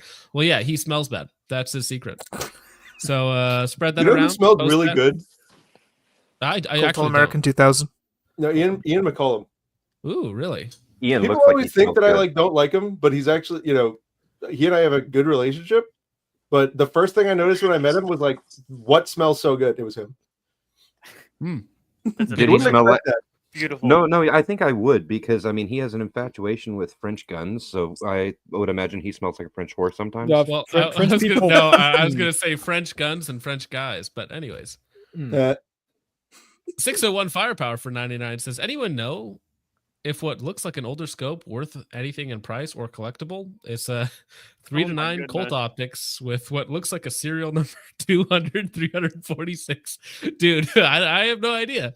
That's a you really know, smart question to ask. Yeah, Or it's $15. We'll start the bidding that at is 15. that is a genius question to ask on a text super chat. Yeah. But I would honestly try like $1,000 on Gunbroker and see if it sells. Worth a shot. Yeah, whatever. Knowing Colt collectors, it might. We don't talk about collectors here. Randy reviews it for $5. Said, this is what I encountered. People just regurgitate internet stuff without their own experience. I see reviewers do it as a way to cheap out. Yeah, I mean, if you just regurgitate the popular opinion, Did you guys know that the only reason the M14 and it got adopted is because of the government conspiracy? Government conspiracy is why. And did you guys know Yeah, the ball powder. government conspiracy and then the M16 and a ball powder, guys? The M16 and the a ball powder blew the gun up because of the Springfield sabotage. God, And they switched it from a 1 in 14 twist to a 1 in 12, I think. Yeah, something and The like then army it was a broke the complete- gun. The army it broke the didn't work. gun. The army was Totally. stepping on the guns when they were doing them.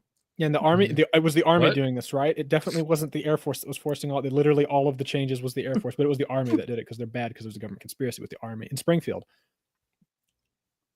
We blame Springfield for everything, even if it's Yeah. not Except their for Football fault. America 2000. Springfield had Yeah. nothing to do with it. Yeah, and that That's was true. pretty They good, though. can't take credit for Anything that. bad. It wasn't made in Croatia. Obviously, they can't take credit for it. Damn. Bush Concepts for 499 says, how do we get more people on this live stream? The wall of live audience members I can join if you need to balance out the face cams to non-face cams. Well, we are perfectly balanced as we are right now, Bush. But thank you. That was a very, very nice offer. Oh, here we go. Nick had a question. Nick is an actual machinist. He says, maybe this was discussed, but what is Ivan's engineering background? Are you guys machinists? In a I just video, make shit up. I just make shit up. Well, he says, in a video, I've you been lying revealed this a whole bit of time. random CNC knowledge. Who's I he just make talking stuff to? up. I know nothing. Ivan. I I don't make know. it up as I go. Nice. I think Ivan's engineering background is just green screen. I think it's just there artificially. That's true. In fact, it's I'm been pretty levied sure- against me that I've only ever copy pasted stuff, and so Yeah. that's what it is. I just make it up and then I copy paste stuff. And Mhm. the one thing I do know is the Colt All American 2000, and also shotguns. I also Good rat. so Good rat. Yeah, I have the CNC machine and I smash my face against it until it makes the good part. yeah. That is a way to accomplish things. I feel like that's a PSA engineer type thing, but we Yeah. can talk about that later. You, I think we're giving you find PSA item, you engineers go more copy credit. paste, and you hit go and machine make thing. Yeah. Yeah. hmm I just downloaded the part online and had the machine make it. Yeah, I told the Yeah, machine do It's that, that one easy. with AI. Mhm. Well, you should have replaced that machine with an H-1B visa worker. I feel like that would have been more efficient. Yeah, that's solid. Well, no, I was going to make another joke there, but we'll move on to another joke. Yep. Josh for $5 says Matt Pranka said is a good man, but he said some silly things, kind of like Mel Gibson. Mel Gibson has never been wrong about anything ever. Silly things. I think you mean. What's Mel basic Gibson's things? favorite shotgun? Passion of the Christ. Oh, if Mel Gibson shoots a fart sniffer. I bet he might shoot a fart. He probably no. Mel Gibson shoots Okay. a jerker offer. He probably is. Did you guys see Mel Gibson on Joe Rogan? That was such a wild 2.5 hours of my life wasted. I caught a few minutes of it, and it was too crazy for me to listen to while I was painting because I was getting distracted. And I said, "Nope, I'm good." You're an Were art you guy. like, is this the fumes or is this just the show? Nope, it was just the show. Yeah. Mel Gibson. Do you know what they should do is get Mel Gibson and Alex Jones in a room together? Because are you guys familiar with that Ooh. experiment the psychologist did, where they got like 3 people with schizophrenia who all believed that they were Jesus Christ, and had the 3 people sit down, and each of the schizophrenic people were able to tell that the other 2 were full of shit. Because like I'm Jesus, these 2 idiots aren't. Like if you sat Alex Jones and Mel Gibson down in a room and just had them like throw theories at each other until one of the 2 of them was like the apex theory maker, and then like see if you could get them to come to a consensus on who's the best theory crafter. Well, That reminds Alex me of the, Jones. So That'd be fun. speaking of this, we covered this guy a while ago on the channel. And yeah, that's this gentleman is one of those people. Oh, is this the? This is I remember Bjorn Alias. He says, Oh, I'm yeah, literally yeah. walking karma, the divine rebel. I am the way. I am the truth. I am the light, the one seated next to the Most High. Anyways, What? Isn't th- Harris? Oh, Isn't I this wonder the what guy his who's a? I wonder what his favorite shotgun is. Like maybe Well- he's got a lot of burritos. Isn't this the I'd guy be- who I'd was be messing inclined around to with the believe it. katana in his backyard? yes, Yes. this is the katana Oh, gosh. helicopter. Yeah, he's a pilot. Weirdo. Yeah. Yes, He's a this pilot. is this is a frequent. I follow his account just because it's very funny. It's very funny. Yeah. It is hilarious to watch if you're not speaking- familiar with it. Speaking about schizos, though, Noob Actual for $9.99 says came in late and watched the spear portion. I think that the caliber, like 6mm max, is logical. Only major changes are barrel, mags, high velocity with heavier ammo, but gun close enough to weight to ARs. Well, because it is an AR, right? But I don't know. Right. 6 max might be cool if it ever gets picked up and comes down in cost. Do any of you guys have thoughts on 6 max? As a My cartridge? buddy has been nonstop talking and hyping it up for the last 3 months, and I just wanted to fail so hard because of it. I like 30 super carry. understandable. Yeah, 30 super carry would be cool too. I like the idea of a compact with like 15 I like rounds 40 in it. Smith and Wesson. Nah. Did you guys know? Did you guys know? If you were to sit there, and ponder, calibers that have the most development that's gone into them. Modern ballistics, as we know it today, was built because 40 Smith and Wesson was a thing, and like all of human perception of terminal ballistics when it comes to handgun calibers on people, 40 Smith and Wesson wrote that book. Like people want to think that happened with 357 or 45, but like they were still shooting live or dead animals with those to like see like it made a hole. Maybe the animal would have died. Yeah, the 45 ACP was tested on live cows. It had to put down a live cow of certain weight at a certain distance with a single shot. And so when it comes to terminal effect on human beings, no caliber is better studied, documented, and evidenced than 40 Smith and Wesson, because a shitload of people have had autopsies done on them after they've been shot by 40 Smith and Wesson. What about 22? Shitload. 22 is a good one. Probably even more than 22, because like every cop in the country was using 40. Cops kill people all the fucking time, and most of the time, there's a greater number of people that the cops shoot that have autopsies done on them because they need to figure out like how good or different they shot them. I'll tell you this: I have shot a lot of HK USPs, and I thought that they were all complete dog shit until I got one in 40, and then I was like, "Oh, okay, I get it." HK lover. No, but it's a scientifically proven best caliber. But and also like caliber. The USP was designed from the ground up for that cartridge, and so it actually like works when you use it in the cartridge it was made for. I like 40. I don't like. I don't want to say I like 40. I want to say that I like to shoot 40.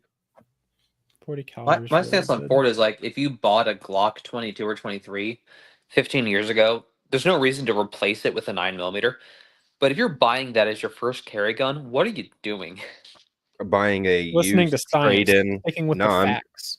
I'm buying a used trade-in online for $270, and then 9mm is like buying a Tesla. You don't know if it's going to catch fire one day. 9mm has not been used for long enough to know whether or not it's good. But an old tried and true cartridge that dates back a long time, like 40 Smith and Wesson, that proven performance, proven contender. 9mm didn't exist until like 2006 or something. It's basically brand new. Yeah. Bush Concepts for 199 says, I can also see if Texan FU wants to join. No, I think 7's a good number, but I appreciate it. Anything over 6 starts to be a little wild. Yeah. GBRS Gaming for $2. Don't read that shit. SAR 9 is an amazing pistol, SAR. Very nice. good pistols are. Thank I you need to very get much. those. They make a brand that's the Stoger or whatever it is. It's like a knockoff handgun. But they're so cheap that I kind of want to get it and then just make a video about how Ben Steger designed the Stoger handguns. And they're specifically named after him. And just run with it the entire Just video, in like as very that. straight face. With the straight, that would be good. I like I it. have one of the Stoger copies of the Beretta 8000, which is like a not as good rotating barrel thing as the Colt All American, and it actually shoots pretty nice. Yeah, I mean, polymer framed handguns are kind of hard to screw up. But Is the That's not rotating- true what you just said. You just said it's the wrong thing. no. It's correct. Sig's just retarded. Is the rotating barrel on the All American similar in concept to what is it? Garand Power. What is they have a rotating barrel 9mm that looks very similar. I can't think of the name of it right now. I fucking have one sitting in there. So speaking of shotguns, you guys know Vintage Warfare, right? I think he's good and his videos are funny, but he did a short talking about the Browning Auto 5, and he I don't know if he was intentionally doing gun slop because he does parody that pretty often, but he talked about how it's an inertia operated shotgun, the Browning Auto 5, and he talked about like it's been made since like the 1900s, a long time, and an inertia shotgun. And I wanted to hurt myself. He wanted to reach through the screen. I'm not sure if he was doing slop on purpose, but even if it was, the bait was incredibly strong, and I was baited and I was irate. He does bait some people. I know that, but I'm not sure. I didn't watch his video. Inertia shotguns are bad. Do you guys know that? Like I've got so the I've best been one. told. I've got the best one right here next to me. You know, the Benelli 121 M1. That is the only good inertia or shotgun they've ever made, and it's not good. It's just good for an inertia shotgun, which is to say, it's like worse than the Winchester Model 40. Yeah. Oh. Did you know that 68 boomers lie about the Marlin 1896 shotguns? They lie about those, yeah. Yeah. They say it's Boomers Boomers not do don't safe. not lie. lie about anything. That's not real. Nothing but Those the shotguns are muscle. safe. They would have told me if they were going to lie. 688 attack sub for $5 says my grandfather was a B-17 tail gunner in World War II, and he passed away this week. Rip, Corporal E.T. Flood, and bless you for your service. Rip. Thank you for your Although- service. Well, I'm pretty sure that guy's a troll, but No. Rest in peace, Captain Flood. yeah. Anyways, Monsters, Nicotine, and Guns has a very insightful point. That's true. M16s are AR-15s. Great chat. Sage. You know, you can get people to argue with you for hours about that, and I mean, you can show them. Oh, You can show them gosh. any evidence, like Colt saying the M16 is an AR-15, the U.S. military saying it's M16 is an AR-15. You can show them that Armalite, the company that designed it, never made a semi-auto AR-15, which would sort of lead you to the conclusion that there's at least some select fire AR-15s in existence. And people will argue with you for hours about this. It's really, really, it's like a bizarre psychological phenomenon that I've been working to document. It is Well, I think so- it's partially a reflex to the people saying it's a weapon of war, and they're like saying, like, Yeah, no, but it's that's a fucking distinct thing. retarded. Yes, it That's is. fucking retarded. It's fucking retarded. Oh, I agree. I like, and also it's a dishonest argument because the argument isn't even that it's not a weapon of war. The argument is if it is a weapon of war, it's even more important that civilians have access to military small arms. I Nope, need the civilian Second access Amendment. to the Colt All-American 2000. What civilians need access to is like a really good shotgun. Like the, Yeah. Yep. like Civilians Winchester Model 30. only need shotguns. The Second Amendment is for hunting. I was Fire told the so. blast I into agree. the air. You I only need agree. a double barrel right next to your door. Like Who the only might thing, have you, the only thing you need is a good long recoil shotgun. Because besides that, what Fire else do you two really ass need? and then more. Yeah, fire a bunch more ass at them. So, Mhm. what is a good recoil shotgun, Ivan? A lot. There's a lot of them. I could make a list. I'm doing a video series on my YouTube's channel where I go through them all. And when I set out to do this, I was foolishly of the understanding that there was 5, and I think I've got like 25 in my collection and 10 more I need to get. Damn. It's a lot of them. But Talking but- about 223, 556, and AR-15s, that was a debate that I had when I was in college at a department store that sold guns. People arguing about like 556, that's the hot stuff. That's used for like the military and hunting, and 223 is basically just like 22, and it's like such a different round and whatnot. And having people argue to me about that, If that you was put just the gun that says the gun, the 223, the 5 is gonna blow up. So there's It'll there's blow two up. interesting things about that. So Daniel Waters on Twitter, Daniel Waters on Twitter has some.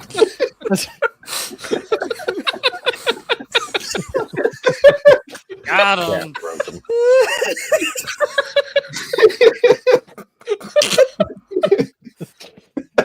okay. I'm gonna use that in a video. I'm gonna use it. That is That's the good, best way good. to snatch that apple out of the mouth of the industry. They're like, no, don't say AR anymore. It's a modern sportsman's rifle. And then it's like, oh, yeah. the mass shooting rifle. Ooh. Oh, that's beautiful. Gold. Anyway, That's with the 223 556, the thing that's going to happen eventually is me and Matt and Boke on the Range have sort of been putting our heads together a little bit to think about doing an all-inclusive test, and at some point we'll put together a test plan for this and then probably crowdfund it. But we will get SAME gauges and CIP gauges and NATO gauges and conformal gauges, put this all in a barrel, start with 223, put all sorts of different ammo, be it 223 marked ammo and 556 marked ammo through it, take that same barrel, ream it out to 223 wild, repeat, ream it out to 556, repeat, because I'm going to sit here and tell you and look at you in the face and say, you can shoot 556 through practically any 223 chamber and it is not going to make a difference. The only time it's going to cause issue is like with 760 by 51 and 308, where if you've got a gun that is specifically set up fucked up, and then you've got ammo that's specifically fucked up, and then you force them to try and work together, and like it's obviously the bolt's not closing and you're going to run into trouble, and then you force it to close, then you might actually be in danger of eventually breaking apart or something. But Armalite, the new Armalite, the one that was Eagle Arms buying the Armalite name, exclusively used 223 chambers in their M15s, and they didn't tell anybody they were doing this until decades after they'd been manufacturing these rifles, to the tune where the military was even using their barrels for stateside training guns as well as competition DCM style guns. And they had been shooting 5.56 military use 5.56 right there, the hot stuff, through 223 chambers, and they weren't having any blown primers or cracked cases or any of this nonsense bullshit. It's been going on for decades, and it's not until recently that people have to like invent a reason that they're super different, and all of the ammo manufacturers have to go, yeah, it's different, because they have a profit motive in selling you 223, which is the same thing except they put a little bit less powder into it, and you pay them the same amount of money for it. Mm-hmm. So you just pad their profit margin by 4% by them saying, well, because some guns in the 2.2 and then the pressure, and it's different. Different gun. And eventually, I went to that would be a fun crowning achievement of being stupid on the internet for fun. Would be getting all of that pressure data and then showing people it's not a fucking thing. It's not real. And here's, I mean, if we are to do the simplest explanation explains the thing, how long has 300 blackout been around? Like as far as popular, it's probably 20 years. It's been available. It's been popular for 10 years. How many pictures of AR-15s blown up by 300 blackout shot through the wrong chamber can you find? Hundreds, right? Everybody and their mother's doing it. It's like a joke at this point, right? It's permanently ingrained in the social psyche, in the social psyche. Everybody's aware that it's a thing. How many AR-15s have been blown up because somebody put a 5.56 and a 223? Zero. None. There's never been an instance I've seen where it's documented 100% confirmed proof that's what happened and blew up a gun. Isn't that weird? Anyway, they're totally different. Don't interchange them. Mm-hmm. Yes. Mm-hmm. And all 5.56 is actually, all 5.56 is actually 5.56 pressures as well. Very important to note. Yes, of course. Well, everything's that's a different thing. Pressure. That's a different thing. And so, like, the pressure question, then you get into a really interesting conversation about where and how pressure is measured. I mean, the easy one is the U.S. military. The U.S. military acceptance standard for M193, which isn't even really done anymore, and M855 is both done by SAMI. And would you believe that it's 55,000 PSI for 223 per SAMI, M193 per U.S. military, and M855 per U.S. military? 55,000 across the board, because when you measure pressure the same way, it's the same exact ceiling. And then whenever you actually go and shoot the stuff, of course, it's not going to be consistently pegging the ceiling, because all the way back in 64, the U.S. military saw that the IMR powder that 223 had been loaded with was getting too close to that pressure ceiling, and they changed the powder then because they wouldn't be able to load enough 223 with the IMR powder that they originally sourced, because it was going to consistently be getting them over pressure if they took the usual military quality control acceptance of like plus or 10% on the pressure. They had to use a negative 10%, which means they didn't have enough powder. So they moved to the ball powder that everybody said was bad, even though they had to do it because of the powder concerns. And ever since then, it hasn't been loaded close to 55,000 PSI. Anyway. Yeah. These people make me mad. All of what he said. Yeah. Speaking of people that make me mad, Julian, for 18 months, says, there's a way to avoid a lot of this I'd like to discuss with you, John. I don't have a driver's license. I use a passport card. It works for FFL too. Well, Julian, you can message me on Discord. I'm sure. Who's this fucking schizo talking to you? That's Discord. How about this schizo? Fresh Pinochet with the drones in the background. I like that. That's good. Yeah. Helicopter tours were awesome. Yeah, well, now it's drone tours. That's the Fresh Pinochet. Thank you for the new membership, sir. Greatly appreciated. Irish Soap for $2 says, I really want to see it. Is the All-American GT. I wonder what he's referencing there. Me, whenever there's a cool shotgun, I really want to see it. I really want to see it. Show me your Cosme. I really want to see it. Let me see your shotgun. I really want to see it. Please I should get that it. clip. I really should have that clip up. Darn it, where is it? You're a retarded faggot. I hell yeah. Whoa. There we go. Bush Concepts for $1.99 says, I also use a computer to put holes and grooves in metal based. Mega based. I usually use a drill bit. Whoa. I use Matt uses his head. Yeah, I just yeah. Smashy smash. Monsters, Nicotine, and Guns for $2 says Mel Gibson knows that the M16 is an AR-15. Sounds like yeah, that guy's on the sauce.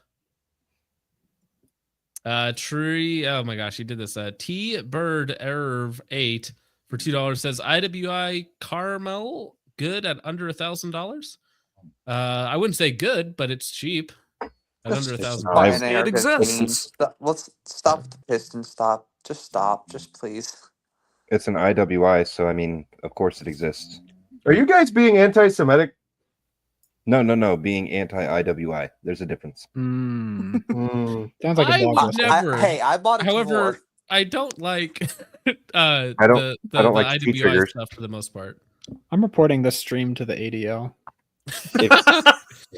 You know, We've they already- gave who did they give the anti-Semite of the year to? And then it was everybody was posting the meme. It should have been me. Yeah. 688 attack sub. He's back for $5. Says, I challenge you to a sperm off. I've got more swimmers than some moose huts. All right. Stop. Don't do it. Yeah. This was a now copy pasta that a fellow on Twitter was trying to get under Grantham's skin, and he succeeded. And Grantham responded by saying all of the allegations were fake, and then this guy responded with that legendary response. I challenge you to a sperm off. Oh my god. God and cheese. That got me. Fucking premium. And this is a great one. That's This just is a great gross. one to end on. This person with the autism hat says, "Oh wow, for $2, Matt, can I buy you a crump body pillow?" Yes. Yes. You don't have one already? No. He'd They don't never make admit them. it. All right, guys. So Matt and Ivan, thank you very much for coming on. We're near. You give us money. Give us money, audience. Yeah, we need to buy 100%. shotguns. Well, before we go, final thoughts on the Cult American and where can Good- people good find and support you? Good gun. We both have a Patreon. If you join the Patreon, you're allowed in the Discord, and we're gonna make fun of you. Okay? Yeah. Where is your Patreon? What's the name of it? Well, mine's patreon.com/fudbusters. And Ivan. Oh, it's different. You don't have one Yeah. together No. to get No, onto the we're, same Discord. we're divorced. Do you have the same Discord or separate Discords too? No, it's, Same Discord. You can- Well, Okay, it's so my it's the same Discord. Discord. you have so to, you if have I to join only both sub- of the Patreons. It Yeah. All right. Well, I will have to put these in the description for Matt and Ivan so that you guys can follow them and keep up with all of their wonderful expenditures and If adventures. you get in the Discord, I'll give you shotgun buying advice. I've helped many people buy a nice shotgun.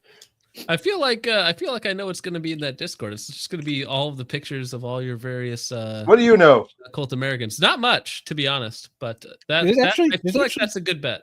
I There's feel a like couple of my that's a Cult good bet. All-Americans that there aren't pictures online of because they're Oh, why does it do that? Oh, shoot. I hate YouTube. It gives me the full freaking link. Anyways, Ivan, what you got coming up? shotgun videos and Of course. history deep dives. Whenever people say stupid stuff enough, I eventually get tired of it. And sometimes I'm the one who said the stupid stuff because I'm not going to pretend like I didn't say the stupid things about the M14 and the FAL. And then I went and actually like did research and I was like, oh, guess I'm stupid too. And so sometimes I do that video where I talk about the reasons that people are stupid about things that don't even actually matter because it happened long enough ago. It doesn't even make a difference. But then I have the shotguns. And then sometimes I 3D shit out a gun, and then I got a 3D shitted gun too. But Yeah. these days I like shotgun a lot. Shotgun, good. Okay, I have posted both of their Patreons Oh. in the description. So you guys can go follow them, hop on their Discord, support the kind gentlemen giving us their time tonight. Thank you both Hey, us. very much for coming on. Yeah, give us, Pay them. give us Give them dollars. money. We took 2 hours of their life. They're never getting that back. True. So you should support them for that. All right, everybody else on the panel, Bones, Richard, Logan sucks at shooting, and Andrew, you have 45 seconds. Fight it out. F Follow you, me All on- American gentlemen. 2000. Yeah, All American 2000. Nice. Follow me on Focus It was- Clips. It was a super fun time tonight. Check out Uncle OG. We make goon content. It's awesome. Just made a Goon? video on. You gotta be I remember what gooning used to mean. Yeah. You'll have Right, to check out the video. to hopefully decide they're for doing the yourself old what kind of school one. gooning it is. I don't know. I don't even want to know what old school gooning is. Oh, don't worry about it. Join the Discord for old Yeah, school. join the goons. Discord. You don't know, Sonny, what I had to do back in the day to goon. There weren't no internet or phones around. It's different. There are Yeah. a bunch of goons on the Discord, for Yeah. sure. Yeah. Stu on the memes page. You're a heretic. Please stop. Yeah, Stu he is- was Stu very is a upset. heretic. That's He was okay. very upset. I let it Do I fly have though. to show up again? Is he posting more in there? I'll have to. I will sort it out. But with all that out of the way, gentlemen, thank you so much for watching. I hope you all enjoyed. I will see you in the next one. God bless. Good night, guys. God bless. Gents. Good night. God bless.